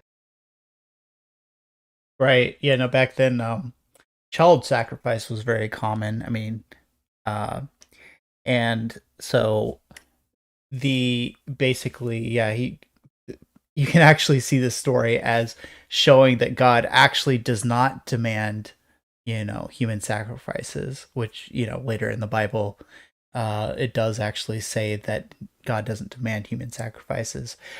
Um, so ironically, this verse, which atheists try to present as like some super evil thing, right, is actually saying that no, God doesn't want human sacrifices. And then, of course, there's also the analogy to Christ as well, where the goats sacrificed instead of Isaac, whereas you know, kind of like Christ takes our place in dying for us in a way. Um, so yeah, there's all that there, and we can apply everything that you were saying about that also to the killing of people by like Joshua's conquest and such like that too. So If you don't mind, we should probably continue with the with some more of what he's saying here. Of course. If eventually there is enough evidence to convince you that the Christian God is real, then I would believe that there is a God, but I would not follow that God. I would not bow my knee to a God that is willing to send people to eternal suffering, that is willing to endure slavery, and that is willing to continuously hide his presence from his people. I think Okay, wait. Okay, this is a very, very dumb talking point that I hear atheists do all the time. It's very edgy. A very yes. It's very edgy that you deny that you will ever worship this thing that you claim does not exist, Hunter. But um, this is what I wrote blog posts on this. Um, I said many atheists, agnostics, and pagans argue that they would not worship God even if he did exist. This position is a childish, immature one that shows either that they are of a corrupt mind or that they aren't thinking through the logical implications of God's existence. According to the general arguments for God's existence, God is the creator of the universe and the source of all goodness and beauty. He is our provider, our patron, our life giver. To reject God would be like rejecting a loving parent. It would be the height of ingratitude. Religion, the virtue of giving worship to God, is the most important part of the virtue of justice. If you don't honor the source of all goodness, what reason have you to honor lesser good? In this way, right religion is what separates a society based on love of justice, and a society based on the love of self. So, I'd like to hear what your thoughts are on that. yeah, no, I think you're right, and I mean, I think that again, he's just thinking of God as just like, a disembodied mind, whereas God is literally the good itself, right? Um, in fact, God's goodness is not contingent on what he creates because that would make God contingent, right? And he's supposed to be the first uncaused cause. So um, yeah, and like I was saying before, God's necessarily our last end. So he's the only thing that can perfectly fulfill our desires, as well. And so it's utterly foolish to refuse to orient your will towards God, um, when the only way to have perfect happiness is through the beatific vision. Um, it just doesn't make sense once you actually realize what God actually is in any way at all. So, uh, with that, I think that's a pretty good response to that. So I'll continue. Mm-hmm. I look back now also, my experiences in church, times where I thought that I was really feeling the Holy Spirit. I can have those exact same feelings and experiences now, even more so with secular music, or with drugs, or with both. There is not this Holy Spirit moving through. What it is that you are surrounded by people who are kind of feeling the same thing, getting caught up in the music, and when you start to feel that sort of euphoric or elated feeling, they are around you and they say, that's the Holy Spirit. So to me, that was the Holy Spirit. That's what I knew to be the Holy Spirit. And now I look back and I realize there were so many elements of Christianity that could have been achieved without God, without religion in general. Just real quick, I do want to mention, yeah, I mean, I think you can have emotional experiences that are just based on the music and such, but I wouldn't discount it being the Holy Spirit either, like that the Holy Spirit could cause emotional experiences, or that God Yeah, could. God is omnipotent. He can do all that is possible. So it's entirely possible that God will implant those feelings inside of you. Right, That doesn't rule out that those feelings couldn't be caused by something else.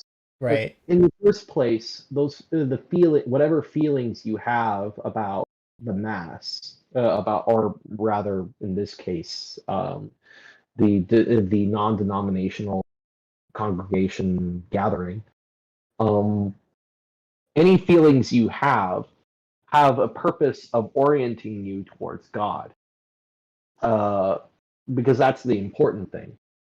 Uh, yes, you can get those feelings from taking drugs, but the purpose of going to church isn't so you can have that feeling.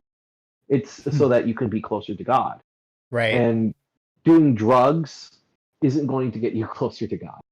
That's I Yeah. mean, if he was saying that, if Hunter is saying that the only reason he went to church is because he got that warm fuzzy feeling, that's not. It's no wonder that he fell away from the faith, because once the warm fuzzies go away, you're not really left with anything. You have a faith that's built on a house of sand.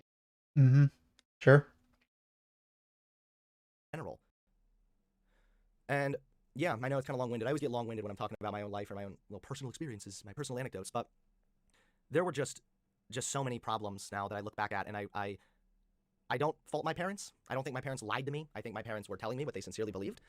They still do sincerely believe these things, and I respect them, and they respect me. I'm an adult, and we look past that because family comes first, basically. And I also have immense amount of respect too for my dad, because he has talked to me not even that long ago and said, like, I messed up. I should not have talked to you about hell when you were so young. I shouldn't have done that, and I messed up. I'm sorry that messed you up. I really am.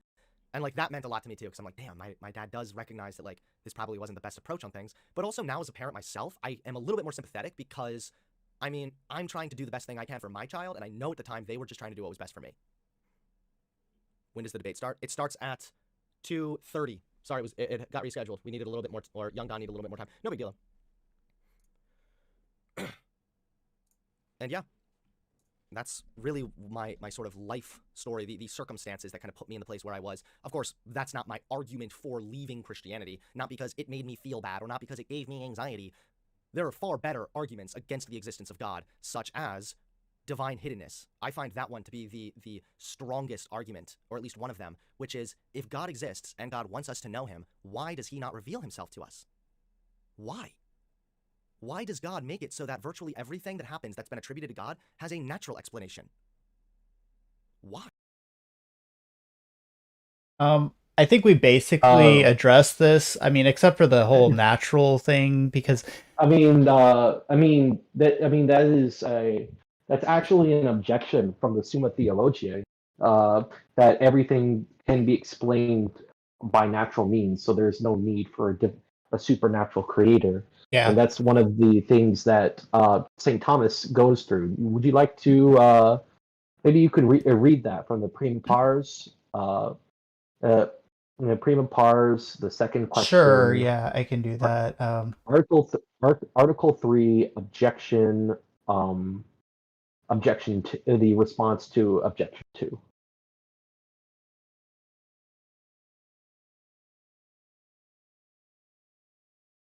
I can link it to you if you want. No, I think I can find it. I do want to say though, like this idea, this kind of meme that, you know, oh well, before science, we thought that God like caused lightning, and that's why we believed in God. That's like not true in any way, shape, or form. Like nobody thought that. I mean, yeah, God causes it in a sense, right? Since he causes everything to exist, but he's not like up there throwing lightning bolts down. Nobody ever thought that. I mean, it's basically it's treating God like a creature again, and failing to distinguish between primary and secondary causation. For those of you who are not in the know, primary causation is where you are the efficient cause, in the sense that you are the ground by which that thing exists and has powers in the first place. And in that sense, God causes all things. Uh, but there's also a secondary causation, whereby a thing with power, a natural thing with powers, interacts with another natural thing that has some kind of potential and actualizes that potential. For example, the lightning striking a tree We could say that the secondary cause of we could say that the cause of the lightning in this sense is the ice crystals in the air, creating static electricity that creates this charge, and this charge then strikes this tree and has all kinds of effects. Did you sorry to interrupt, but for the No, Summa, no, I had we're got to I got to a okay. stopping point. The Summa, it was question 2 in the prima parts. It was I thought, yeah, question 2 of the Article prima parts 3, objection reply 2. to, yeah. So did you want to read that? Yeah. 1 second. Okay. Yeah, it says since nature works for a determinate end under the direction of higher agent, whatever is done by nature must needs be traced back to God as to its first cause. Also, whatever is done voluntarily must also be traced back to some higher cause than human reason or will, since these things can change or fail. For all things that are changeable and capable of defect must be traced back to an immovable and self-necessary first principle, as was shown by the body of the article, which referring to the argument for motion and uh, the fifth way, specifically the teleological argument. You have comments on that? Oh, I think that is perfectly correct. I also have something to say about the divine hidden. This is actually from my blog, and this is something that I find common with a lot of the arguments in this video. Here's the thing. I say one of the most popular type of anti-theistic or anti-Christian arguments is what I like to call a moral argument against. It has many variations, including, but not limited to, the logical and evidential forms of the problem of evil, the argument from divine hiddenness, the interpretation argument, the argument from the size of the universe, and the problem of hell. However, it always takes the following form. Premise 1, if an omnipotent, omniscient, and morally perfect God existed, then he'd do what he's obligated to do, e.g., destroy all evil, reveal himself and his revelation unambiguously to all of mankind, etc. Premise 2, but that hasn't happened. Conclusion, so such a God doesn't. Now, many Christians will concede that the problem of evil is the strongest argument against his existence, or at least is rhetorically effective. I am not one of these Christians. Any argument, any version of the moral argument that can be reduced to the above form is a bad argument because the first premise is unprovable. How can you show that God is obligated to do anything? As stated above, God is the source of all goodness and the lawgiver that writes natural law. Because he is supernatural, he is not bound by natural. And I go on from there, but the point is that God is under no obligation to reveal himself to Hunter Avallone, especially if Hunter Avallone is going out of his way and saying that even if God did reveal himself, he wouldn't. Yeah, and then there's all that stuff we said before about common sense and how most people actually can get to God. I mean, actually, probably I think everybody can. I mean, everybody has like common sense notion of God and just kind of convince themselves out of it. Um.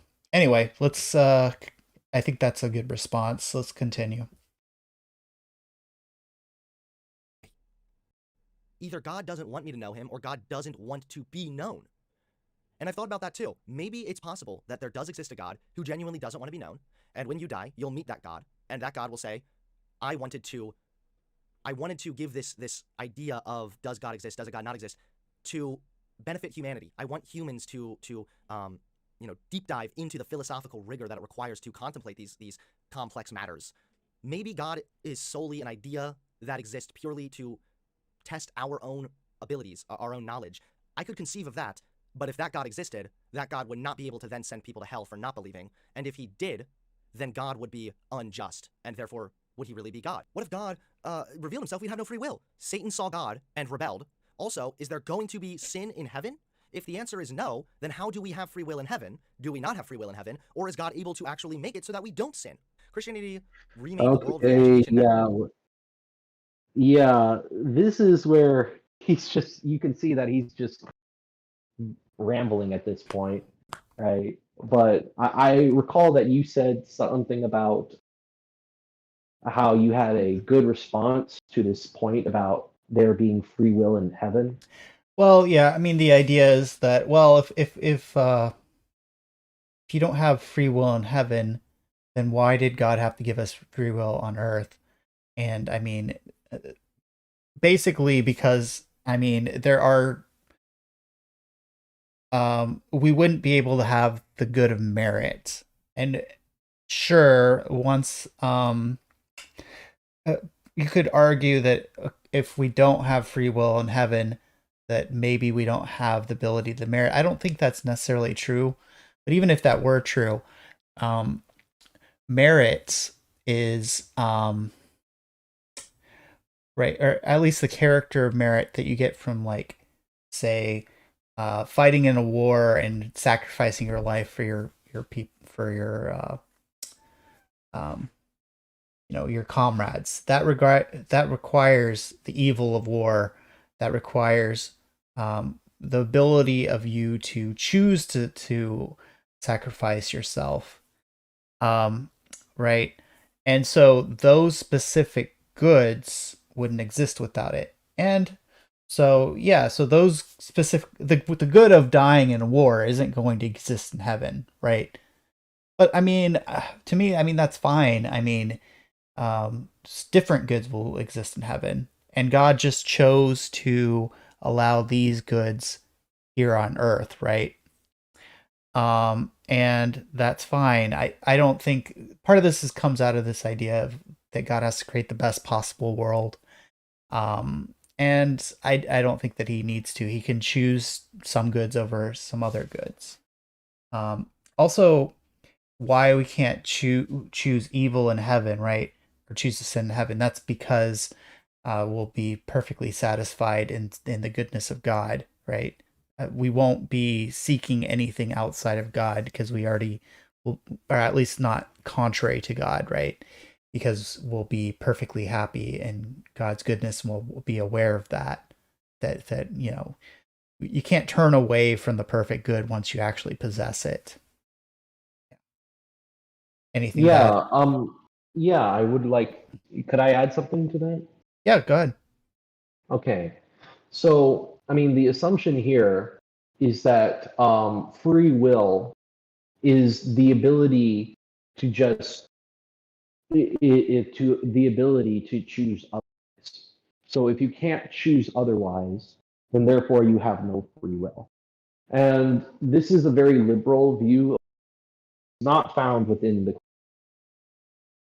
If you look at someone like Thomas Aquinas, he would define will as the rational appetite for the good, the universal good, which is ultimately God. But the lesser goods here on earth are, you could say, I mean, you can Platonism to say that these lesser goods are instantiations of the one good, and that we say that the will is free because we can choose between different finite goods. We can choose between different finite goods in order to choose something good. Like, for example, when I woke up this morning, I could have chosen to go to confession at my local church and drive over there. Or I could have chosen to stay at home and pray the rosary. Or I could have chosen maybe to take out my old Blu-rays and marathon The Lord of the Rings. I could have chosen any of those. Uh, and all of these things are good, watching Lord of the Rings, going to confession, um, and and praying the Rosary, we might say that some of these goods are better than others, but they're all good things, and I could have chosen to do any one of them, and that's what makes it free. That I can choose between doing different good things. Now, if you are presented with God, who is the universe, um, God is, you know, once we obtain this kind of unity with God, we would be completely satisfied with Him. Because with finite goods, yeah, I can go to I can watch The Lord of the Rings and have a blast doing it, but at the end of the day, the movie has. But with God, He's this is an eternal moment of unending bliss, and I think that's really what's missing with these atheists. Right. And And I think it comes down to their materialism and treating God like a creature rather than the creator. sure. And yeah, for us, like, we're most free in God because for us, God is the good itself. And what really makes us free is the ability to seek the good, to um yeah, that's really what makes us free. And if we, you know, in a way, we're enslaved whenever we're seeking, when we fail to seek the good, and we are, enslaved to some kind of evil, or less good, um, like a creaturely good. So I mean, these are standard Christian ideas anyway. Um, yeah, but let's continue. Mm-hmm. Medicine, social economic reforms, such as the abolition of slavery. First of all, Christianity was also used to justify slavery. So I'm not sure why you would give it credit for abolishing slavery and not for propping up slavery. That's a little weird. Second of all, I don't care. Christianity did absolutely play a role in education, medicine, and social and economic reforms. But you know what? You can do good believing a lie. You can do good holding an unjustified belief. That is possible. And if you, for example, believe that Martians created all of us with intrinsic value, well, I might go out and start a school or a hospital or create medicine to benefit people because humans have intrinsic value, right? That's not true, but it can still motivate me to. If anybody says there is a. So I did want to say, so yeah, there's a degree of truth to that. Um, but it's a little more complicated than that because, like, not just any view would lead to the abolishment of slavery. And you know, I don't think atheism necessarily would have, for example, because, like, it's just about materialistic. At the end of the day, it's about what can lead to the best, most material prosperity. And if that happened to be slavery, then I think that's what people would have chosen to do. Um, but the idea that we're seeking the truth itself, and the idea that we're seeking the truth itself and the good itself, not in vain. That's something that we get out of Christianity because, first of all, the truth itself and the good itself exists, and so we have something that we can seek. Secondly, because Christ died for us, and raised from the dead and ascended into heaven, we have reasons to believe that our seeking is not in vain, that we can actually obtain the good itself and tame the truth itself. And so in freeing the slaves, or ending slavery, what we're doing there is we're trying to seek the good, we're trying to seek the truth, right? And so it all ties in with the idea of Christianity. And so it's not just, of course, I'm not saying that there is a degree to what he's saying, to where, false beliefs could also have good ends. To a degree, that's true, I guess. But um, false beliefs are always going to also lack some degree of the good, because good belief is going to be identical with the truth, with what is true, since that, that's ultimately what theism entails, that the true and the good are the same thing. And so you actually, in order to have the fullness of the truth and the fullness of the good, you can't just have some belief in aliens or something like that. You have to actually have the true belief in God. And I would yeah. also, yeah, I would also like to add that when it comes to atheists, right, you can have people who are who happen to be atheists, who do good things. There's nobody who's denying. Question that I think he's trying to get at like the arguments for the moral worth of Christianity and the moral value of Christianity. Um, but I'm discussing like if you have a religion, if you have that teaches that God is goodness itself, and that God is the ground for moral action, then you have a justification for moral action. But if you do not have that, then you need an alternative. And generally speaking, when you talk to atheists, and I think this is a common theme on your channel, a lot of atheists, at the end of the day, the justification why do they good without God is, well, it just kind of it makes me feel good, which is I'd like to see if Hunter Avallone has a different outlook. Like, what is Hunter Avallone's view on why we should do the good and do and pursue what is good and avoid what is evil? Well, what is Hunter Avallone's uh, reason for that? Because it can't be the same reason as what Christians believe, which is that God, that is our purpose, that is our God-given purpose as humans. So what is it? Does he have some kind of natural law? Well, then where does this natural law come from? If he doesn't have some kind of natural law, then like, is it utilitarian? Uh, does he does he believe that anything is just? I mean, he does follow another this one.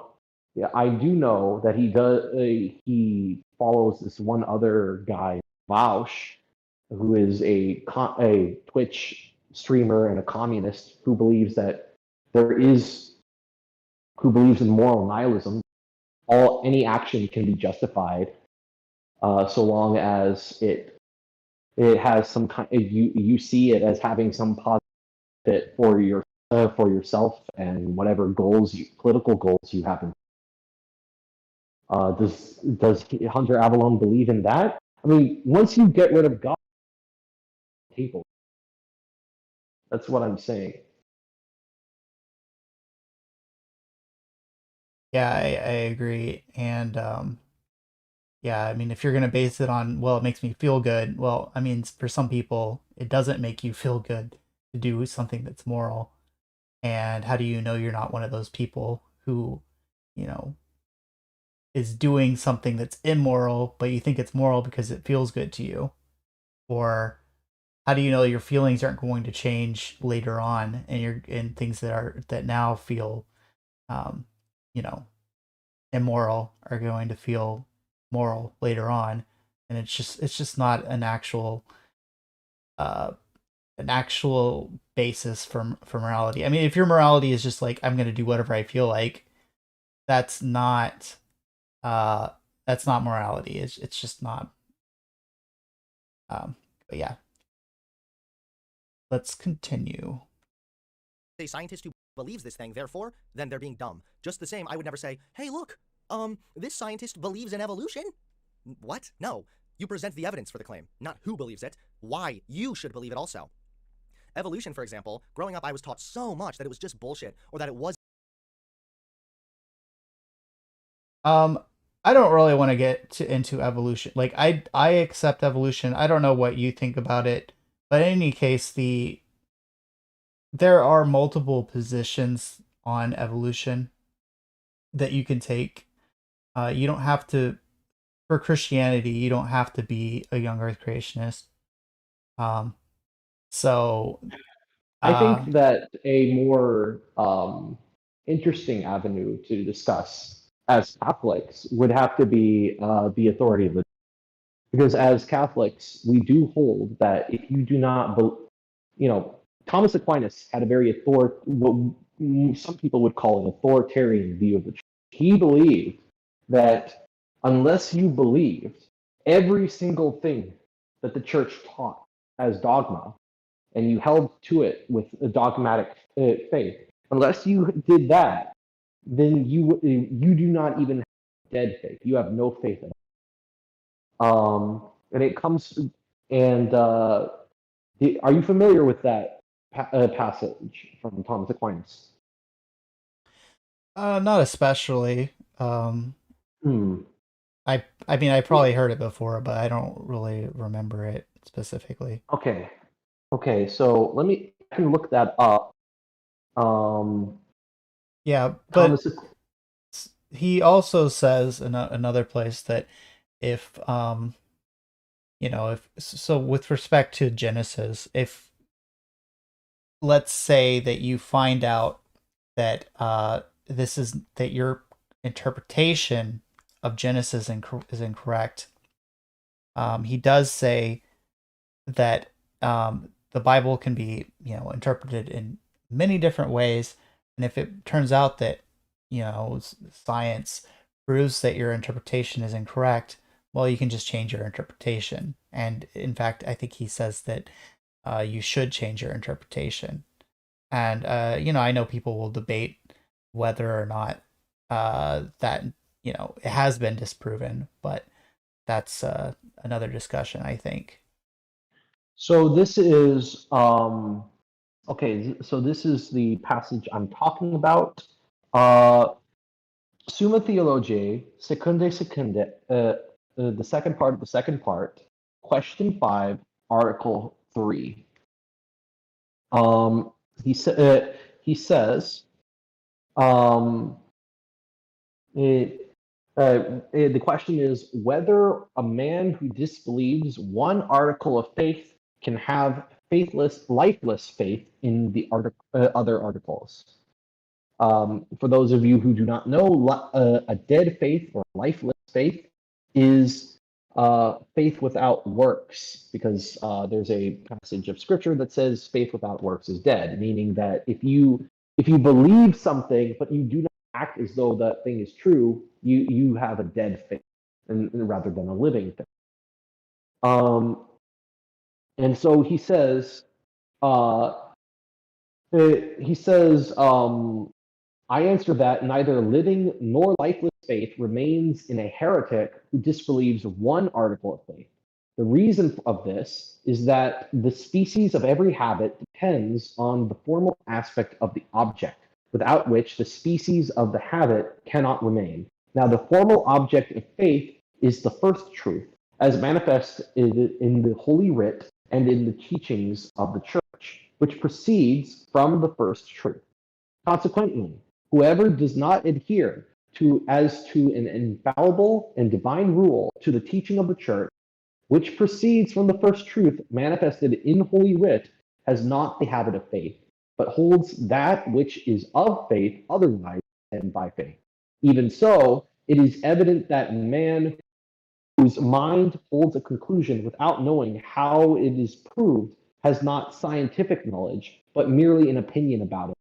Now it is manifest that he who adheres to the teaching of the church as to an infallible rule assents to whatever the church teaches. Otherwise, if of the things taught by the church, he holds what he chooses to hold and rejects what he chooses to reject, he no longer adheres to the teaching of the church as to an infallible rule, but to his own will. Hence, it is evident that a heretic who obstinately disbelieves one article of faith is not prepared to follow the teaching of the church in all things. But if he is not obstinate, he is no longer in heresy. Therefore, it is clear that such a heretic with regard to one article, has no faith in the other articles, but only a kind of opinion in accordance with his own. So I think the part that Hunter Avallone would understand is the analogy that um, a man whose mind holds a conclusion without knowing how it is proved has not scientific knowledge, but merely an opinion. If you believe some scientific truth, like say the Big Bang, but you don't know why it's true, you just believe it. It's not really a kind of scientific. It's just you're just taking. You just hold that opinion on that. And Thomas Aquinas is saying that the truths of the faith are known only by the authority of the church and the church as she is, and thus, if Hunter Avallone, being the liberal he is going to reject the idea that you have to depend on this authority to know anything. But you can't reject it. But without this authority, you cannot know the truths of faith, the truth of, say, what is of the Trinity, for example. You can't know whether that is true or not without the infallible rule of faith. It just becomes a kind of opinion. What would you say to that? Well, I mean, I think that might kind of go beyond where he's at this current time. But I do agree that, like, well, ultimately, what it's known through revelation is going to be more certain than what is known in itself anyway. Because God Himself revealing something. God knows everything with like absolute certainty. So anything that He reveals is going to be absolutely certain as well. And plus, He can't lie. So there's that. Um, but yeah. I only bring it up because he's complaining about people who hold to the church as an infallible rule and saying that that's wrong and that's wrong. Some Oh, I uh, see.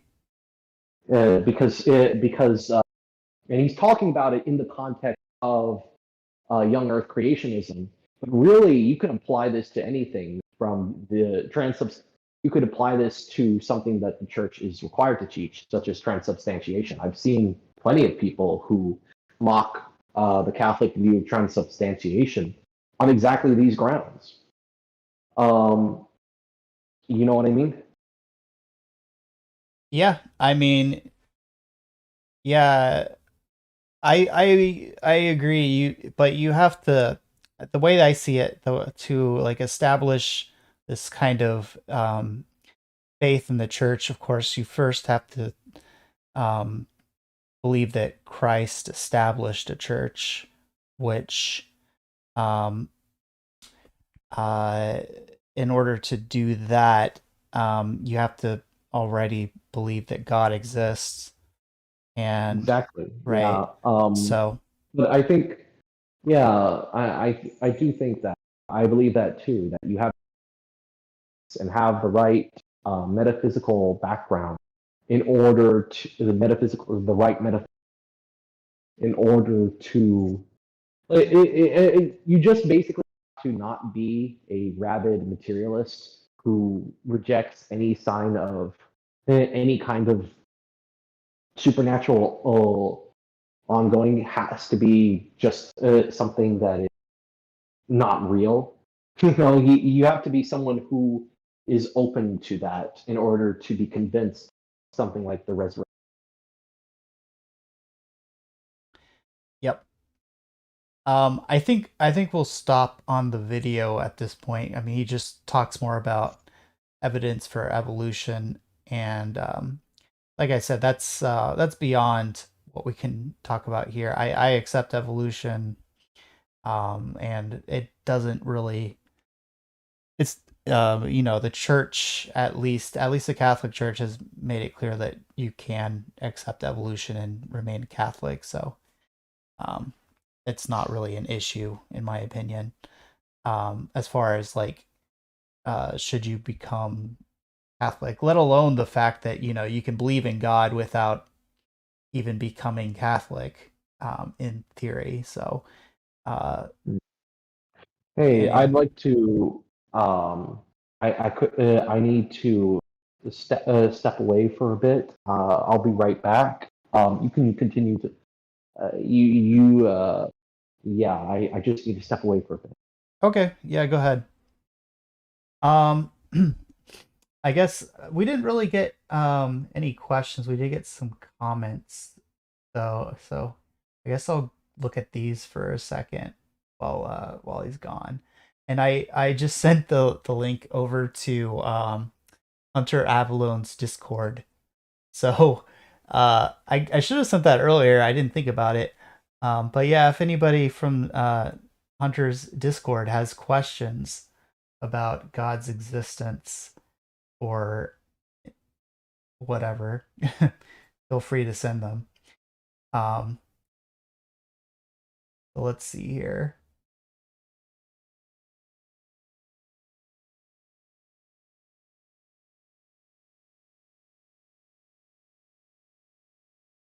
Oh, I can't bring this one up for some reason, but Captain CH says, I remember watching this guy years ago, but stopped the moment he said trans women were women.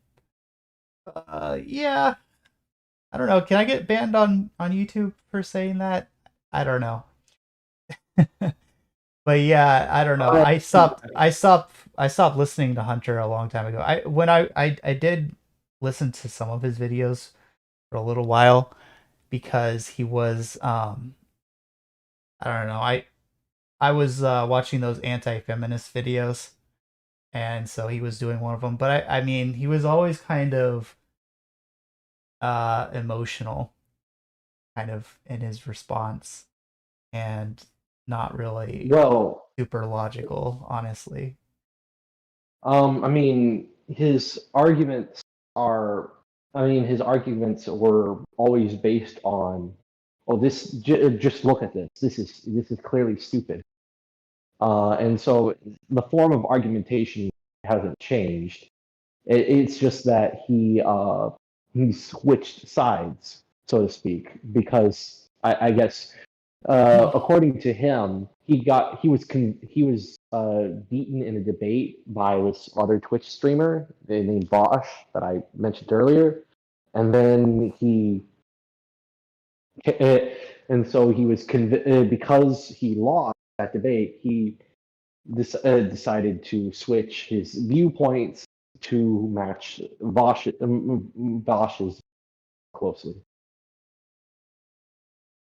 which I guess if you believe that he was doing is trying to be on the right side of these issues, then well, I guess if you were to be beaten in a debate because you feel like you were on the wrong side of that of a particular issue, then sure, yeah, you can change. You should change your position if you think you were wrong about something.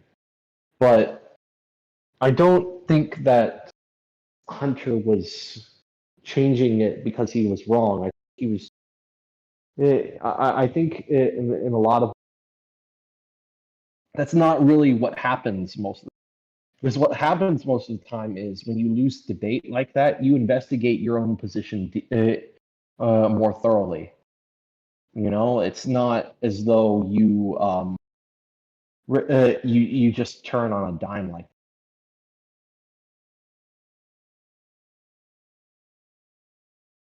Am I making sense?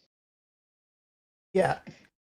So we got another comment talking about how he recently debated John Doyle. Mm-hmm. Did you Yeah, watch he's. that one? I have not. I think it was about like um, whether or not men and women are whether or not men and women are different, which is I guess if you believe that a man can just say oh clap his hand and not only become a woman, but he was actually always a woman. then of course you're going to believe that men and women don't get much in the way of differences except what we socially impose on them. Yeah, I mean, I guess really the only way of logically arguing that would be to say that, well, when, by woman I mean socially constructed gender, socially constructed traits. But I mean, that's not really how we use the word woman. And also, socially constructed traits are not, they're not really separable completely from um, other kind of like our natures. Like they're usually, we make social constructs to facilitate our ability of like fulfilling the ends of our nature. So they tend to do that.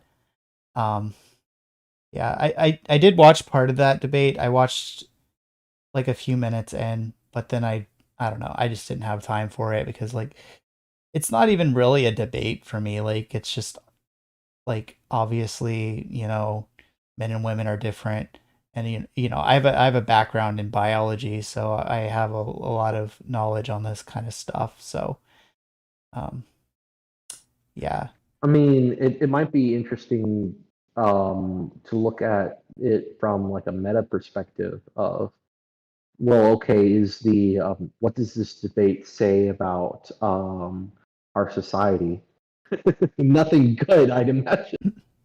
Well, But yeah, I mean it goes back to atheism really because um once I posted a quote earlier from Father Garrigou Lagrange basically saying, the person who rejects the God of faith will eventually inevitably reject the God of reason.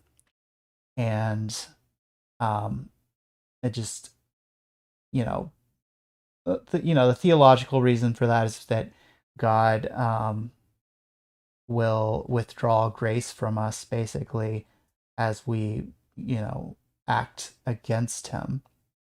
And, our intellects, we have less of an ability to seek truth. I mean, precisely because we're going against truth, right?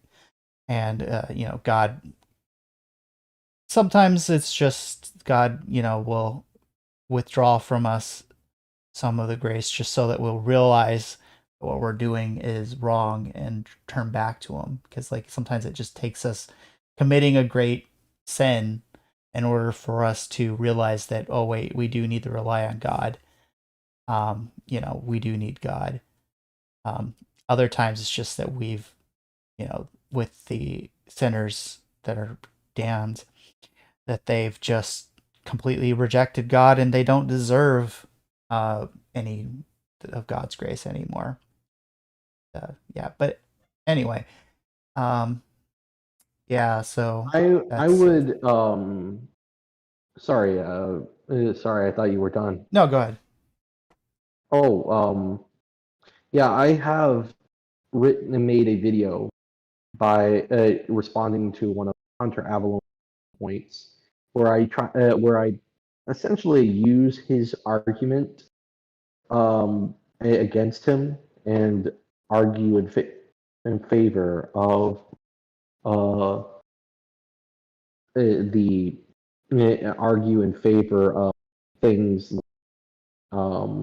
what we would call people would call moral censorship. You know, things like banning pornography and other such things, banning pornography, banning um, because using Hunter's own argument, it was a fun video. I did enjoy making it. I certainly enjoy the thumbnail.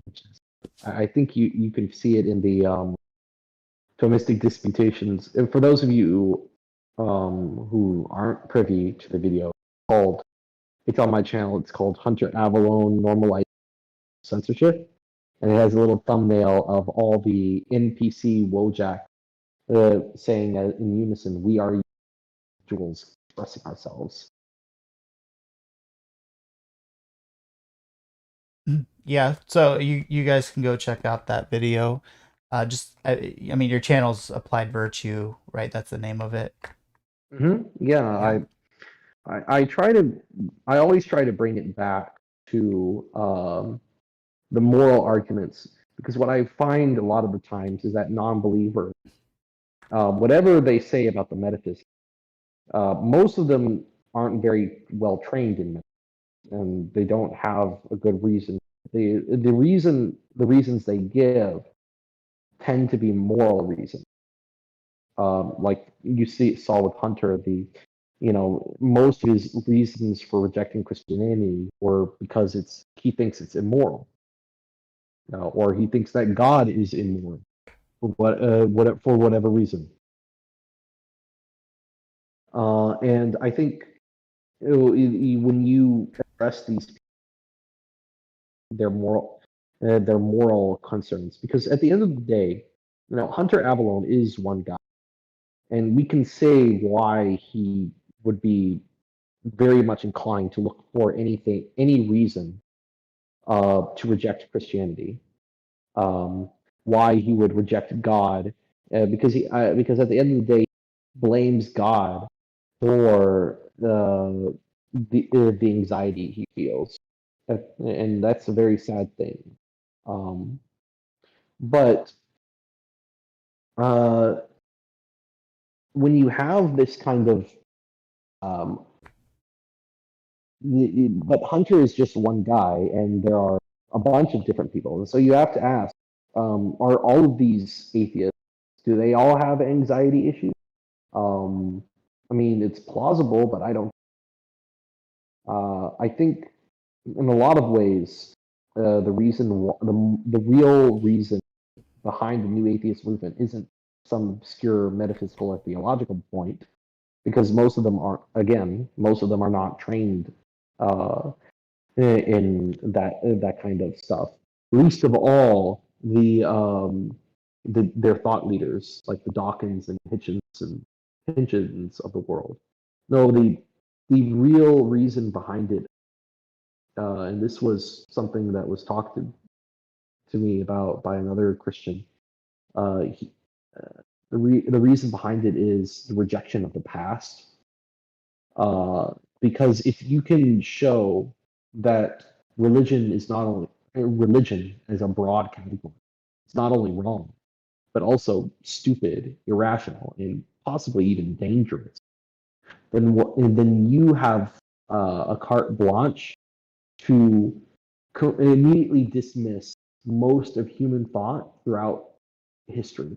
Really, you can just wave your hands and go, "We have nothing past."